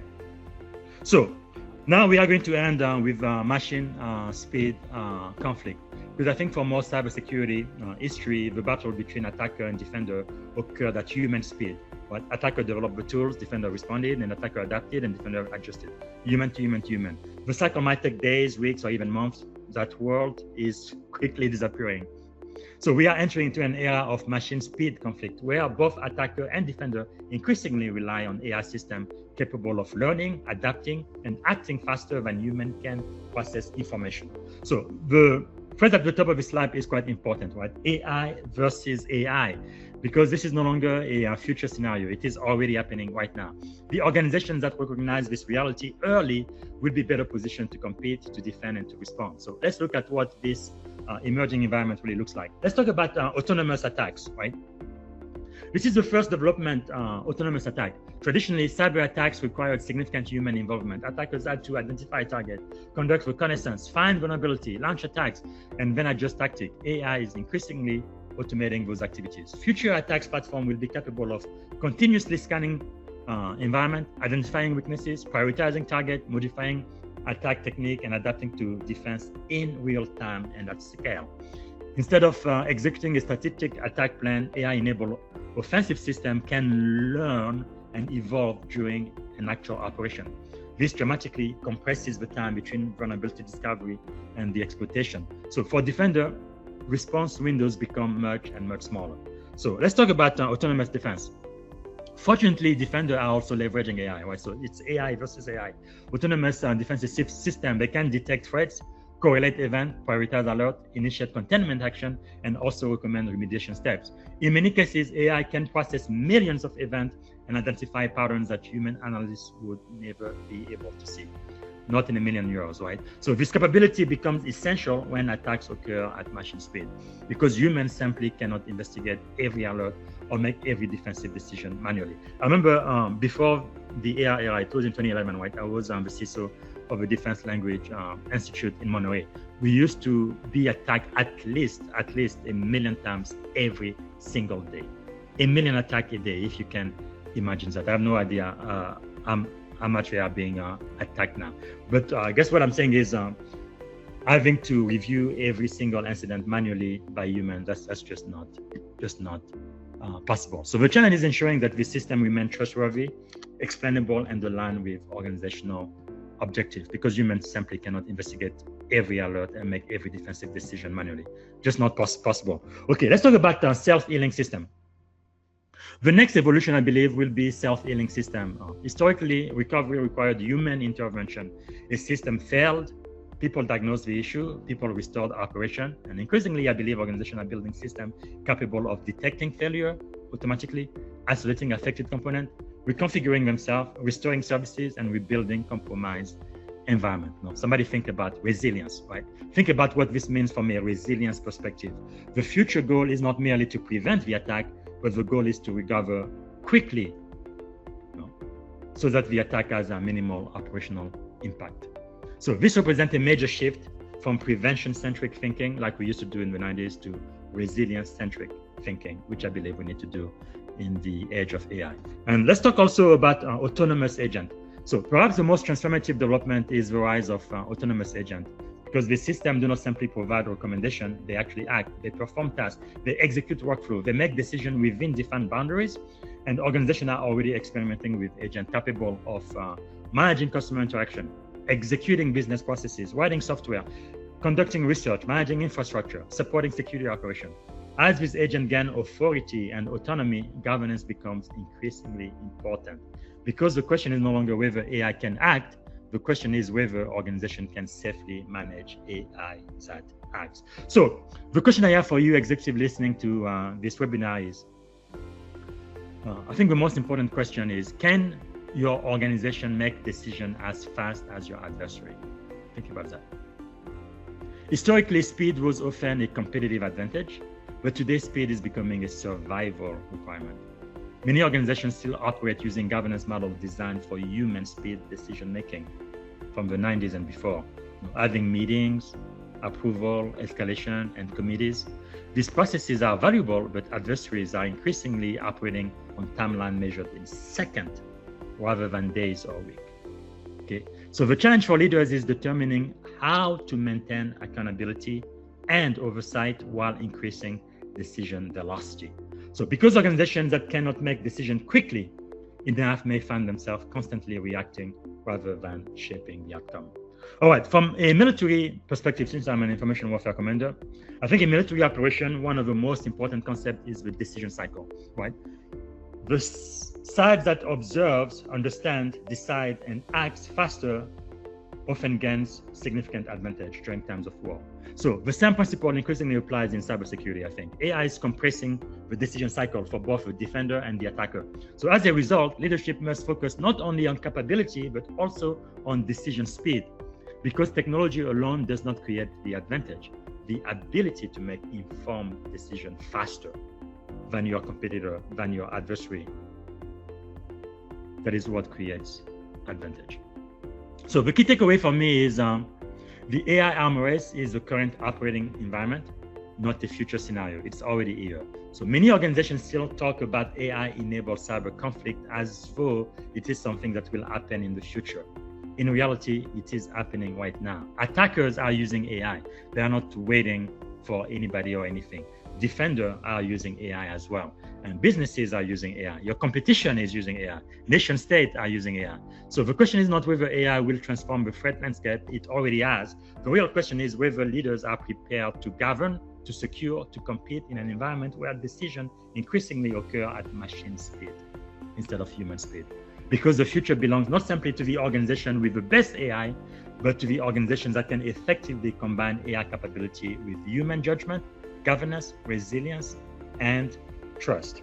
I think I want to also cover physical risk just a moment, because sometimes we tend to overlook this cyber physical risk. Up to response, we formally discussed AI in the context of information system, cyber operation, and enterprise decision making. But one of the most important development I think leaders must understand is that AI is rapidly moving beyond traditional IT environments, right? AI is increasingly controlling physical system as well. And when cyber system control physical system, cyber risk becomes safety risk as well. This is where the conversation shifts from protecting the data to protecting people, protecting operation and critical infrastructure. When this really became very apparent to me, I believe, if I remember correctly, it was in 2021 or 2022. It was in Germany. There was a ransomware, a hospital. And because of the ransomware, all of the computer systems were down. So a lot of their critical patients could no longer receive care from their doctors. And one patient was moved from that hospital to another hospital nearby, and en route to the next hospital, the patient died. So something that happened in cyberspace, something that happened with the technology, actually caused the death of a human being in the physical world. That really transformed the way I think and look about cybersecurity. And I think that's really what is happening with AI now, the convergence into the physical and safety space, right? Because AI is controlling robots. With robotics across manufacturing, logistics, warehouse, healthcare, and defense, AI-enabled robots are becoming more autonomous, right? And that could include the drones as well. The system can navigate environment, make operational decisions, interact with humans, adjust behavior based on changing conditions. The benefits are quite significant, right? Greater efficiency, greater precision, lower operating costs. And in the military, if you have a robot being shot at, that's not a human being. So your soldiers, your sailors will remain safe, while only equipment might get destroyed. It also lowers the operating cost by a lot, right? But every connected robotic system also creates a new cyber physical attack surface. So a compromised robot is no longer just an IT problem. It can create operational disruption, physical damage, or safety hazard. So AI is a transforming manufacturing as well, right? Manufacturing environments are undergoing rapid digital transformation today. AI systems now optimize production schedule, quality control, supply chain, predictive maintenance, industrial operation. And in many facilities, AI is making thousands of operational decisions every single day. Not humans, but AI. So the challenge is that many industrial environments were not originally designed with cybersecurity in mind. As operational technology and information technology continue to converge, organizations must consider how cyber attack could impact physical production system. What was once an isolated manufacturing problem can now become an enterprise-wide risk. So let's talk about operating vehicles. Transportation is another area where AI is becoming increasingly influential, especially with all of the electric cars we have today. Really, our modern cars are quickly becoming a supercomputer on wheels. I used to work for Spacewar in San Diego, the space warfare command for the Navy. And our leading admiral used to say that really the jets that we use to procure there were not just jets, there were supercomputers with wings, right? And that was like maybe 10 years ago, because there is so much technology in those jets. It's just incredible, beyond belief, right? Because whether we're discussing autonomous vehicle or commercial fleets, drone, maritime platform, aviation system, like in the military, AI is really playing a growing role in navigation, decision-making, and operational control. The more authority we grant to this system, the greater the importance of governance, validation, and resilience. So a software failure in a business application may create inconvenience, but a software failure in a vehicle may create physical consequences, and the risk profile changes dramatically. So let's also talk about AI supporting medical devices, right? Healthcare presents another important example. AI is increasingly used to support diagnosis, patient monitoring, treatment recommendation, and medical imaging and connected medical devices. So the opportunity are extraordinary there. AI has the potential to improve patient outcome, increase efficiency, and support clinicians. However, healthcare also illustrates why human oversight remains critical, in my opinion. When AI influences decisions that directly affect human health, security, reliability, and explainability and accountability become mission-critical requirements, in my opinion. So the stakes are simply too high to rely simply on technology alone. So AI is becoming part of critical infrastructure as well. Perhaps nowhere is cyber physical risk more important than critical infrastructure. Think about power generation, water treatment, transportation system, telecommunication, energy distribution, defense system. Even today, when we have war, right? I am an information warfare commander. Sometimes you can win a war before a bullet is fired, right? You can get into the grid of your adversary and shut down the power throughout their entire country. Because if their power shut down, they will not be able to run a lot of their military system, right? So think about that. This environment from the foundation of modern, they already form the foundation of modern society. It's very, very difficult for anybody to do anything without them. So disruption in this system can really affect millions of people. Historically, cybersecurity focused on protecting the information, but today cybersecurity is increasingly focused on protecting societal function, right? That is a fundamentally different responsibility. So let's talk about the leadership shift. One of the biggest mindset shift, I believe, for leaders is to recognize that AI is no longer confined to the digital world. AI controls physical processes as well, and the consequences of failure change. But a compromised email system may disrupt communication, but a compromised power grid may disrupt communities.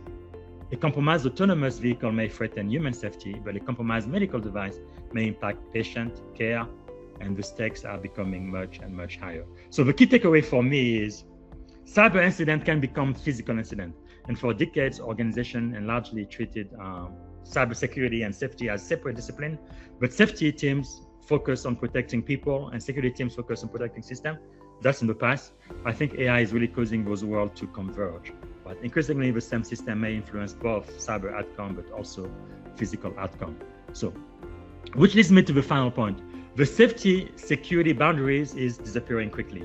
The leaders who will be most successful in the AI era are those who recognize this convergence early and begin integrating cybersecurity, safety, resilience, and operational risk and governance into a unified strategy. Because when intelligent systems begin influencing the physical world, cybersecurity is no longer just about protecting information. It is about protecting operation, infrastructure, mission outcome, and ultimately human life. Okay, so building an AI governance program. I will do this quickly. The point here, we've discussed the risk, the threat landscape, the governance principle, and the evolving role of leadership. So the question executive like you are going to ask is, where do we start? The good news is that organizations do not need to solve every AI governance challenge overnight. It's not even possible to do that. So the most successful organization, I believe, they take a disciplined phased approach. The objective is not perfection, okay? The objective is creating visibility, accountability, and control while still enabling innovation. The 6 recommendations on this slide provide a practical roadmap to get started. Number 1, you have to create an AI inventory. The first step is surprisingly simple, right? You must know what AI exists inside your organization. visibility. Many leaders assume they already know, and most absolutely do not. In nearly every organization I've worked with, AI adoption is occurring faster than official reporting mechanisms. So employees are experimenting with generative AI tools, and developers are using AI coding assistant. Business units are deploying AI-enabled platform. Vendors are embedding AI into their existing products. So this creates a significant visibility challenge. Before you can govern AI, you must identify what AI systems are being used, who owns them, what business processes they support, what data they access, what decision they influence. And what I tell executives is you cannot secure what you do not know exists. So the same principle really applies to AI. First, you've got to know it. Number two, create an AI risk register. Same thing we do for cybersecurity. So you should be very familiar with that. Once you understand what AI exists, the next step is to understand the risk associated with it. Not every AI system carries the same level of risk. A marketing content assistant presents different challenges than an autonomous financial approval system, for example, right? Because in marketing, usually you use publicly available data that you want the public to know. So that's not as critical as a financial system, which will have data that you absolutely want to keep confidential. So organizations should establish an AI risk register that evaluate security risk, privacy risk, regulatory risk, ethical risk, and bias risk as well. Operational risk, reputational risk, because this allows the leadership to prioritize resources and focus attention when risk is highest. Right? For most organizations, our resources are quite limited.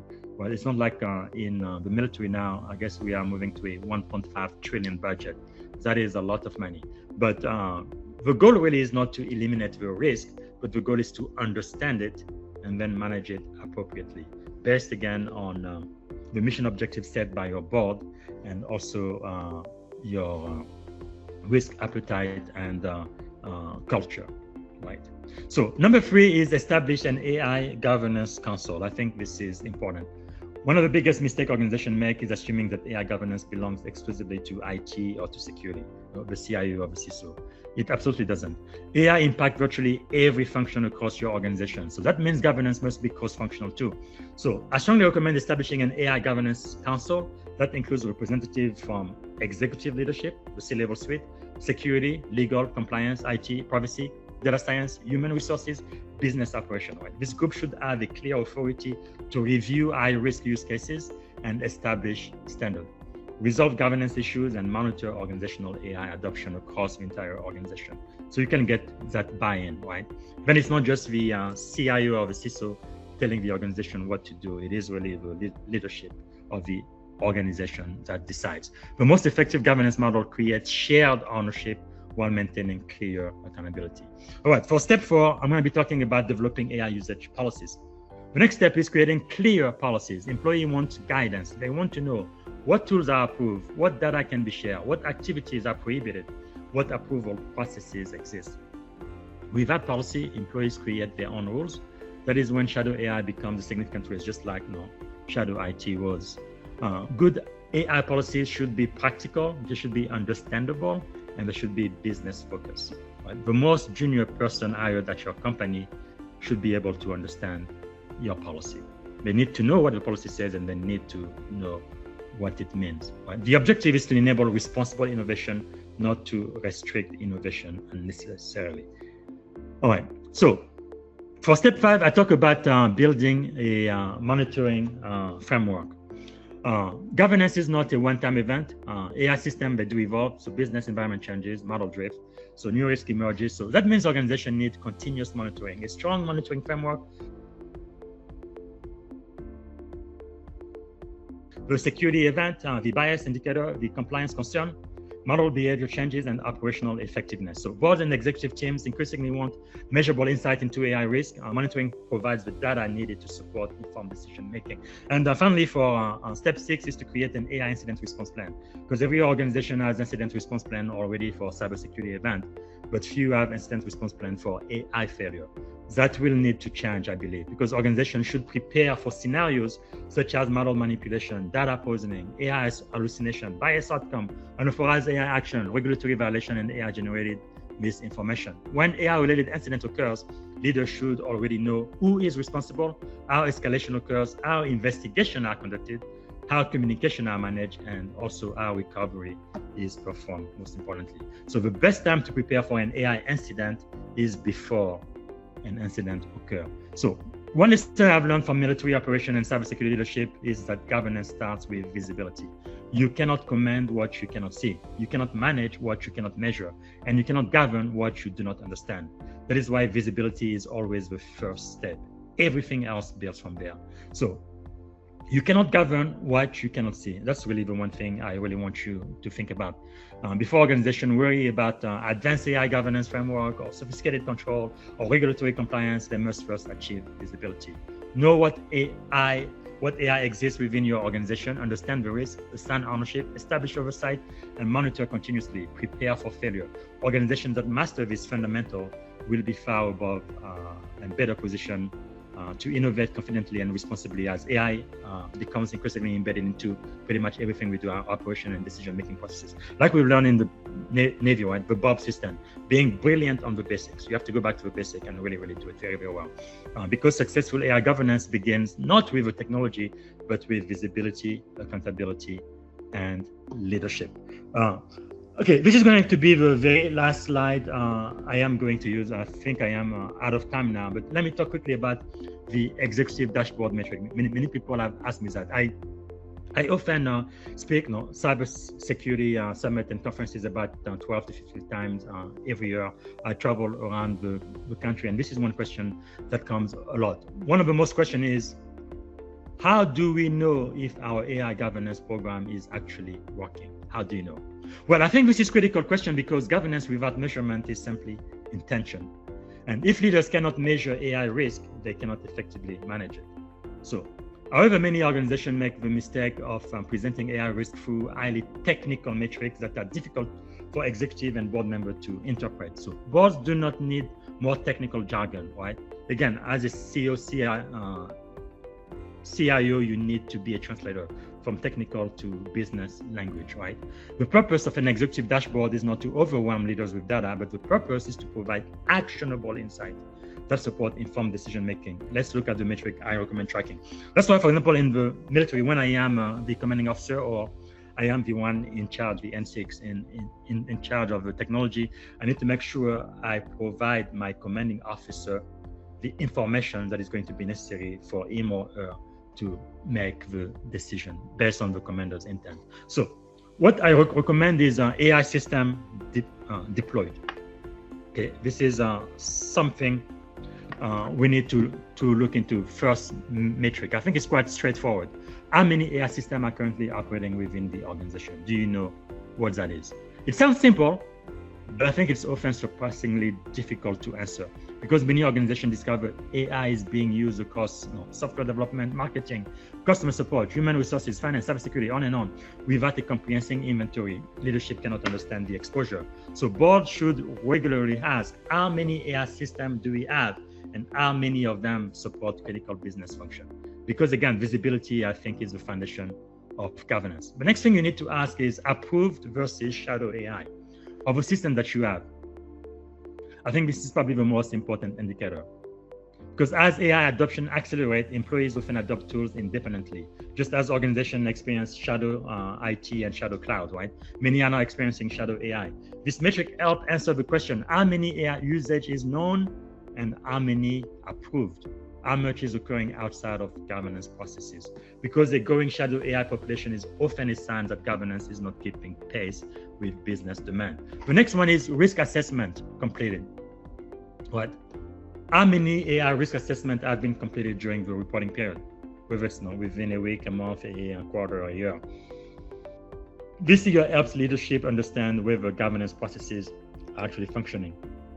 Questions include, are high-risk systems being evaluated? Are new deployment being reviewed? Are risks being documented? Are mitigation strategies being implemented? Well, the objective is not to assess every AI tool equally, but the objective is to ensure that risk increases are accompanied by corresponding governance activities as well. Another thing you should have on your dashboard, I believe, is AI incident. Well, every mature governance program tracks the incident. The same principle applies to AI. No. Example may include model failure, data exposure event, prompt injection attack, hallucination with business impact, bias output, unauthorized AI action, or compliance violation. One of the most important leadership lessons is that incidents themselves are not always indicator of failure. With strong governance, often identify and report more incidents because they have better visibility. So what matters is whether incidents are being detected, investigated, and addressed effectively.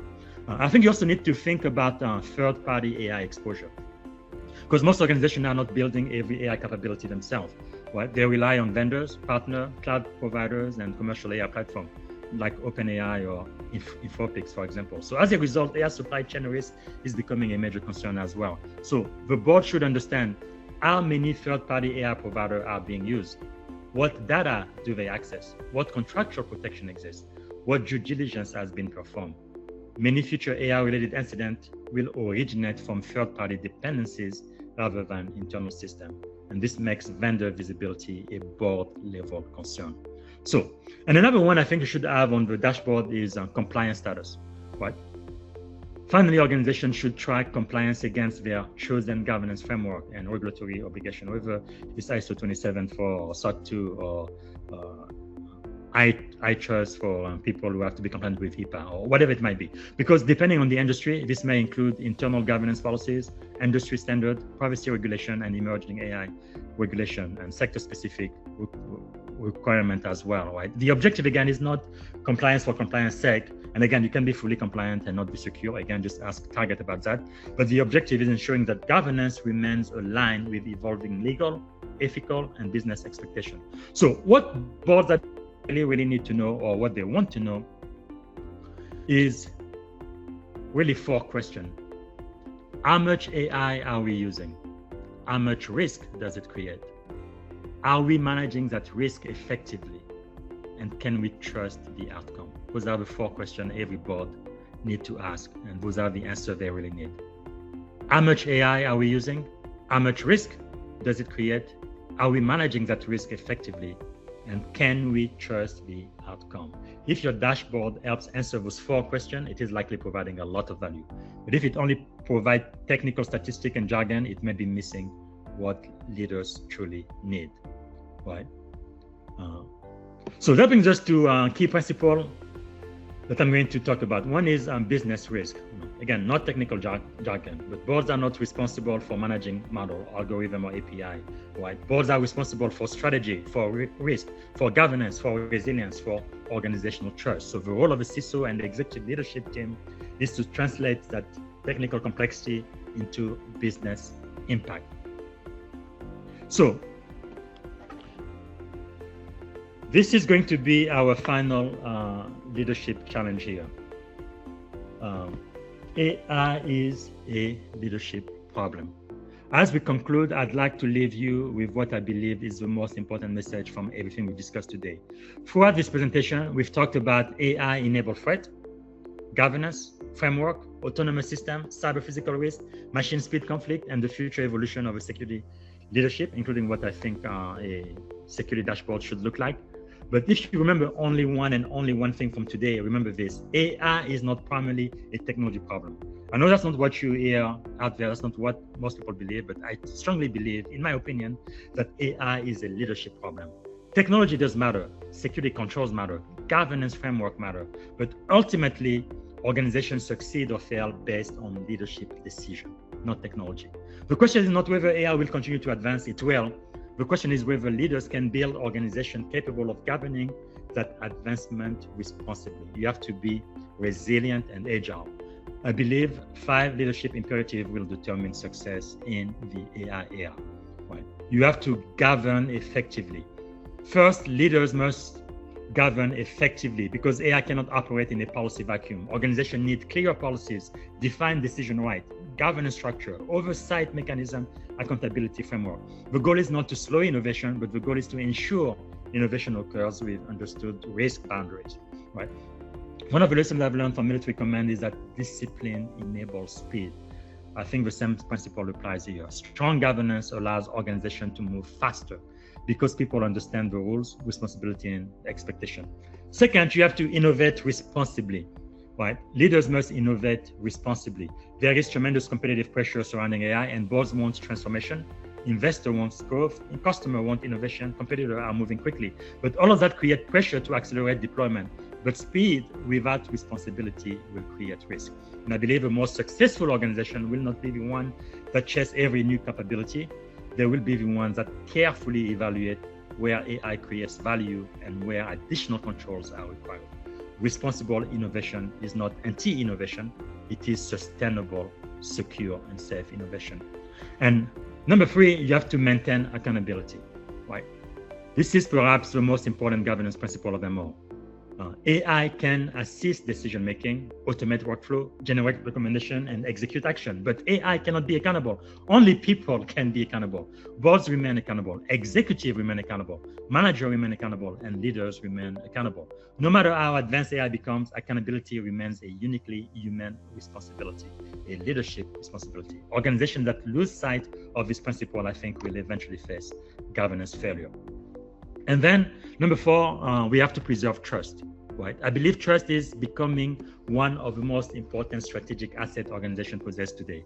Customer trust organization with their information, employee trust leaders with their career and to make good decisions, partner trust organization with their business relationship, investor trust leaders with capital, and increasingly all of the stakeholders must trust the AI system organization deploy. Trust is difficult to earn, but trust is easy to lose. Like my mentor told me, I said earlier, rank is rented, but trust is earned. And in many cases, trust is harder to rebuild than technology once you lose it. So that's why transparency, communication, oversight, and accountability matters so much. Trust is no longer simply a cultural issue, it is a business issue.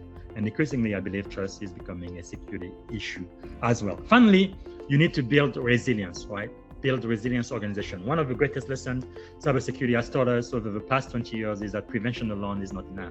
We cannot prevent every attack or predict every failure, but we cannot eliminate every risk, because if you do, just shut down your business, right? But the organizations that thrive are the organizations that can adapt, recover, and continue operating under pressure. Recover quickly, kind of like the Energizer Bunny, right? The Energizer Bunny takes a licking but keeps on ticking. We need to create those cybersecurity programs that even when we get compromised, that is okay, we can recover quickly, right? The same principle, I believe, applies to AI too. Organizations must prepare for model failure, governance failure, regulatory changes, adversarial attack, technical disruption, and the future belongs to organizations that can absorb shocks without losing momentum. And I believe that is resilience. So as a cybersecurity executive and information warfare commander, I have spent much of my career really operating in environments characterized by uncertainty, complexity, and rapid evolving threats. One lesson remains constant. Technology changes, threats evolve, operating environment shift, but leadership remains the decisive factor, in my opinion. Organizations really fail because the lack of technology, but most organizations fail because they lack alignment, accountability, trust, and effective decision-making. The AI era, I believe, is no different. So my closing thought, and this is the end of our webinar today, I'd like to leave you with this one final thought. The organizations that thrive in the AI era will not be those that deploy AI the fastest. They will be those that build trust the fastest. Because technology can create capability, technology can create efficiency, technology can create scale, but only leadership can create trust.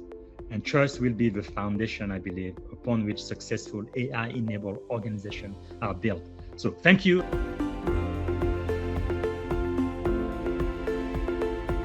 AI, the recommended roadmap for AI governance and security for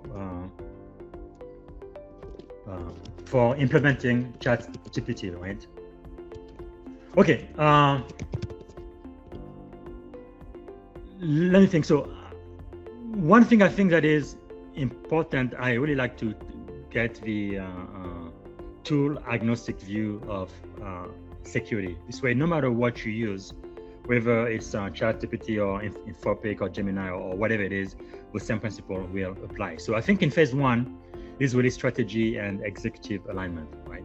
Based on what I just talked about during the webinar. You have to determine why the organization is adopting the tool and define the acceptable risk, okay? Establish the AI vision and the business objective. Don't just do technology for technology's sake. Don't just use the tool because your competition is using it. Right? Define the executive sponsor. Who's going to sponsor? Is it the CIO? Is it the CISO, the CTO, or even the CEO? Identify the expected use cases. Define the AI risk appetite of the organization. And again, in my opinion, that should be done at the board level. And then align legal, HR, security, compliance, privacy, and business units. Right.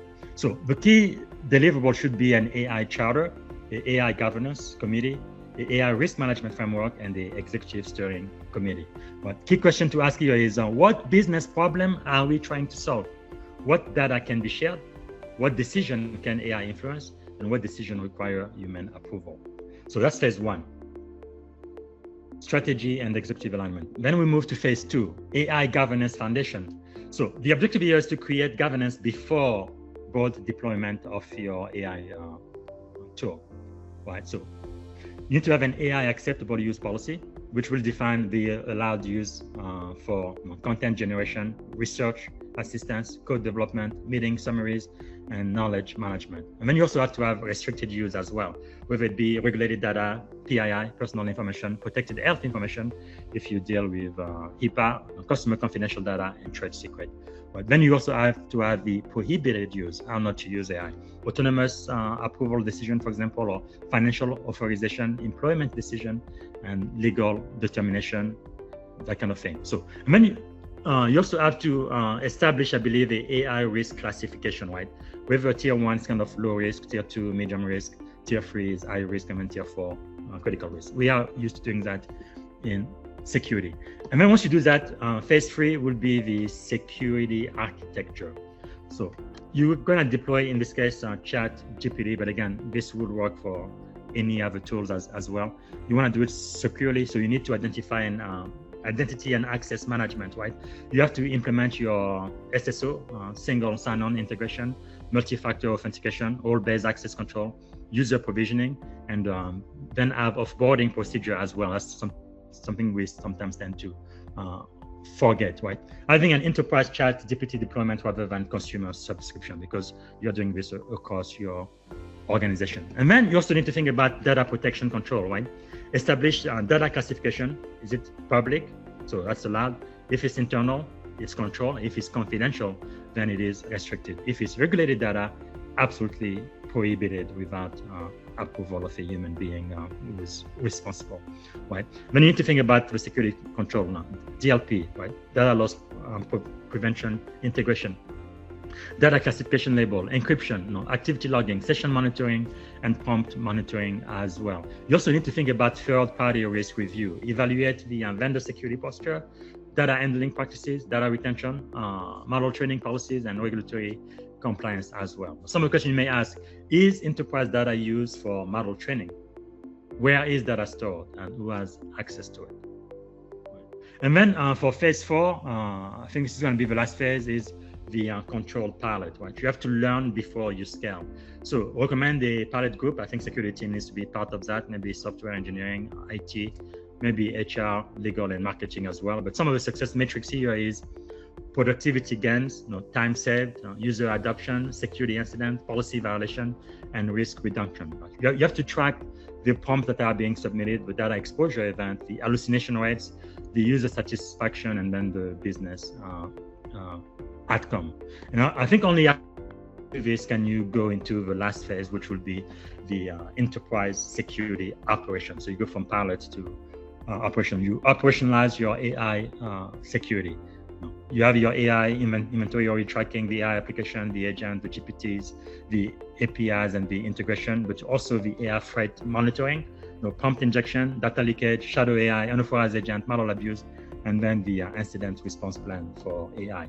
And then I think you eventually need to create a playbook, right, which will show the detection, investigation, escalation, recovery, and communication. This way, everything is fully documented. And really beyond that, all I can think about is really AI governance at scale. Move from AI adoption to AI leadership.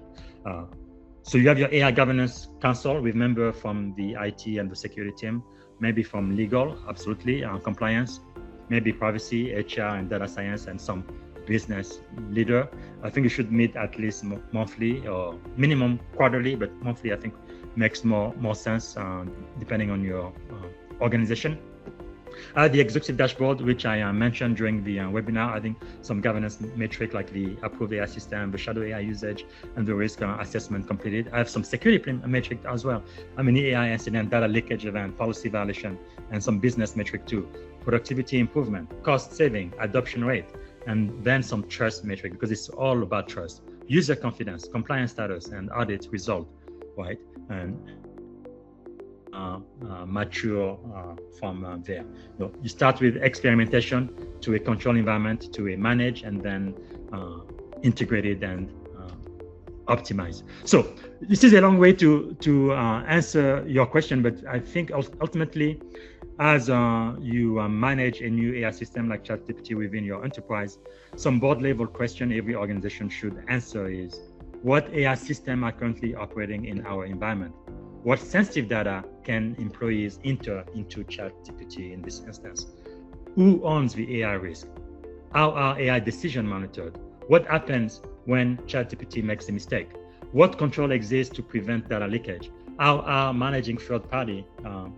managing third-party AI risk? And also, how do we measure trust in AI-generated outcome? And finally, my executive recommendation is for most organizations implementing ChatGPT today, the first 90 days should really focus on the governance before it scales, like I talked about, the enterprise licensing before broad adoption, the data classification before unrestricted access, the pilot before the enterprise rollout, and then the human oversight before autonomous workflow. So trust before automation. Because again, the most successful organization will not be those that deploy ChatGPT the fastest, but there will be those that establish governance, security, accountability, and trust while enabling innovation at scale. That is a very good question. I kind of talked about it in one of my slides when I talked about self-healing systems, right? I believe this is where we are heading. I think, in fact, I believe really the most important AI governance discussion of the next decade will not be about ChatGPT, Copilot, or generative AI. I think where we are moving is really autonomous systems that can defend, adapt, recover, and govern themselves. I did mention that in my presentation today. So as cybersecurity executive and information warfare commander, I really view this as the next major evolution beyond today's AI assistant. But I think the future is self-defending autonomous system. Today, most AI systems are advisory, right? They recommend action, they generate content, they analyze data, they assist in decision making. But tomorrow's system, I believe, like you say, they will increasingly detect threat autonomously, initiate defensive action, reconfigure themselves, isolate compromised component, patch vulnerability, restore services, negotiate with other systems, and optimize defenses continuously. So imagine a future security operations center where an attacker launches an AI-powered attack and the defensive AI detects the intrusion, and then it correlates threat intelligence, identify affected system, segment the network, deploys compensating controls, and then restore the affected services as quickly as possible. So all within seconds or minutes, not days, not weeks, right? Before a human analyst even receives an alert, and our defensive AI system, in theory, will be able to do all of that. So in many respects, we are already moving in this direction right now with autonomous XDR, security orchestration and response, also AI-powered detection and response, self-healing cloud infrastructure, and autonomous cyber defense research. The question is not whether this will happen. I think the question is how much authority we will grant this system. So to end, you also say what would be the implication when it comes to governance. I think one of the most important implications with governance is who is accountable. Remember, throughout my presentation, I kept saying over and over again, if AI commits a crime, who goes to jail? That's very, very important. Because today's governance model assumes that human makes decision, therefore human accept accountability. But in the future, human deploys AI, AI makes the decision, and then there is an outcome. So who is responsible for the outcome? Suppose an autonomous AI blocks a hospital system. An autonomous AI isolates a manufacturing plant, or an autonomous AI shuts down part of a power grid. who is responsible? Is that the engineer? Is it the CISO, the CIO, the CEO, the board, the vendor? One of the biggest governance challenges will be preserving human accountability in increasingly autonomous environments. So my view is autonomy does not eliminate accountability. Someone must always own the outcome, and that needs to be clear for your organization. And another implication for governance is, can AI override human decision? Once the human makes the decision, can AI override that? Because as human, we can override a machine decision. That's understandable. But tomorrow, machine may identify a risk humans do not understand. Imagine that the AI detect a nation-state attack, right? Let's say from China or Russia or North Korea or even from Iran. So the AI recommends isolating a business-critical environment. The human says no. The attack succeeds. Who was right? So I think future organizations will need governance models defining when human override AI, but also when AI can override humans. Escalation authorities and emergency authorities. It's a really brand new world, isn't it? Because this will become a board level governance issue, in my opinion. And I'm going to end with this. Governance implication number 3, I think, will be the self-healing system, which also, right? Which I mentioned in my presentation earlier. Because many people focus on autonomous attack risk, but I also worry equally about autonomous recovery risk. Because imagine that an AI system that automatically patches the system or reconfigures the network or modifies access control or migrate workload. Okay, we say that's good, right? But what happens if a recovery action causes greater damage than the attack? The AI may successfully heal the wrong problem, right? So governance will need change management for autonomous action, recovery guardrails, rollback mechanism if needed, and then independent validation. Right, so that's really something we need to think about. Again, this is a world we are moving into. We are not there yet.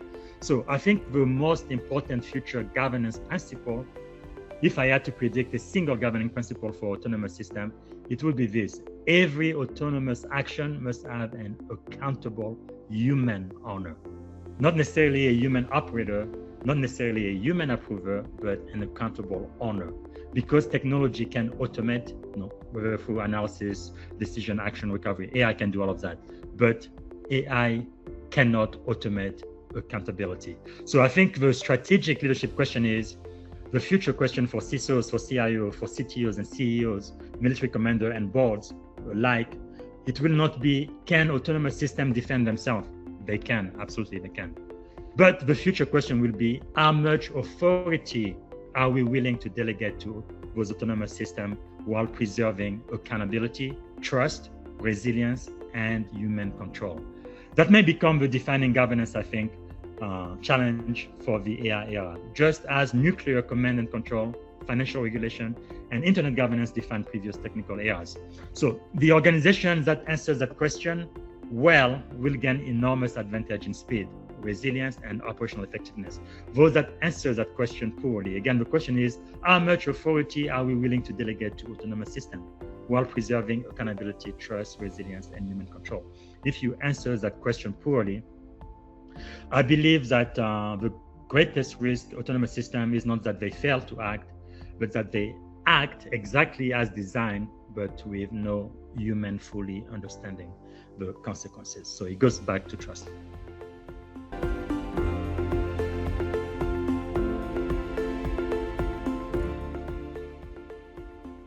The last thing I am going to say, if you only take one thing out of everything I've talked about today, is that AI risk, I don't think is a technology issue. Yes, technology is important, but I think it's really a leadership issue. It's about the governance. It is about what you do as a leader, as a CISO, as a CTO, as a CIO. It is really about trust, and trust is 100% human. Technology can help, but ultimately, it is human being who decide. So that's going to be my last point. Thank you so much for the opportunity. I really appreciate that.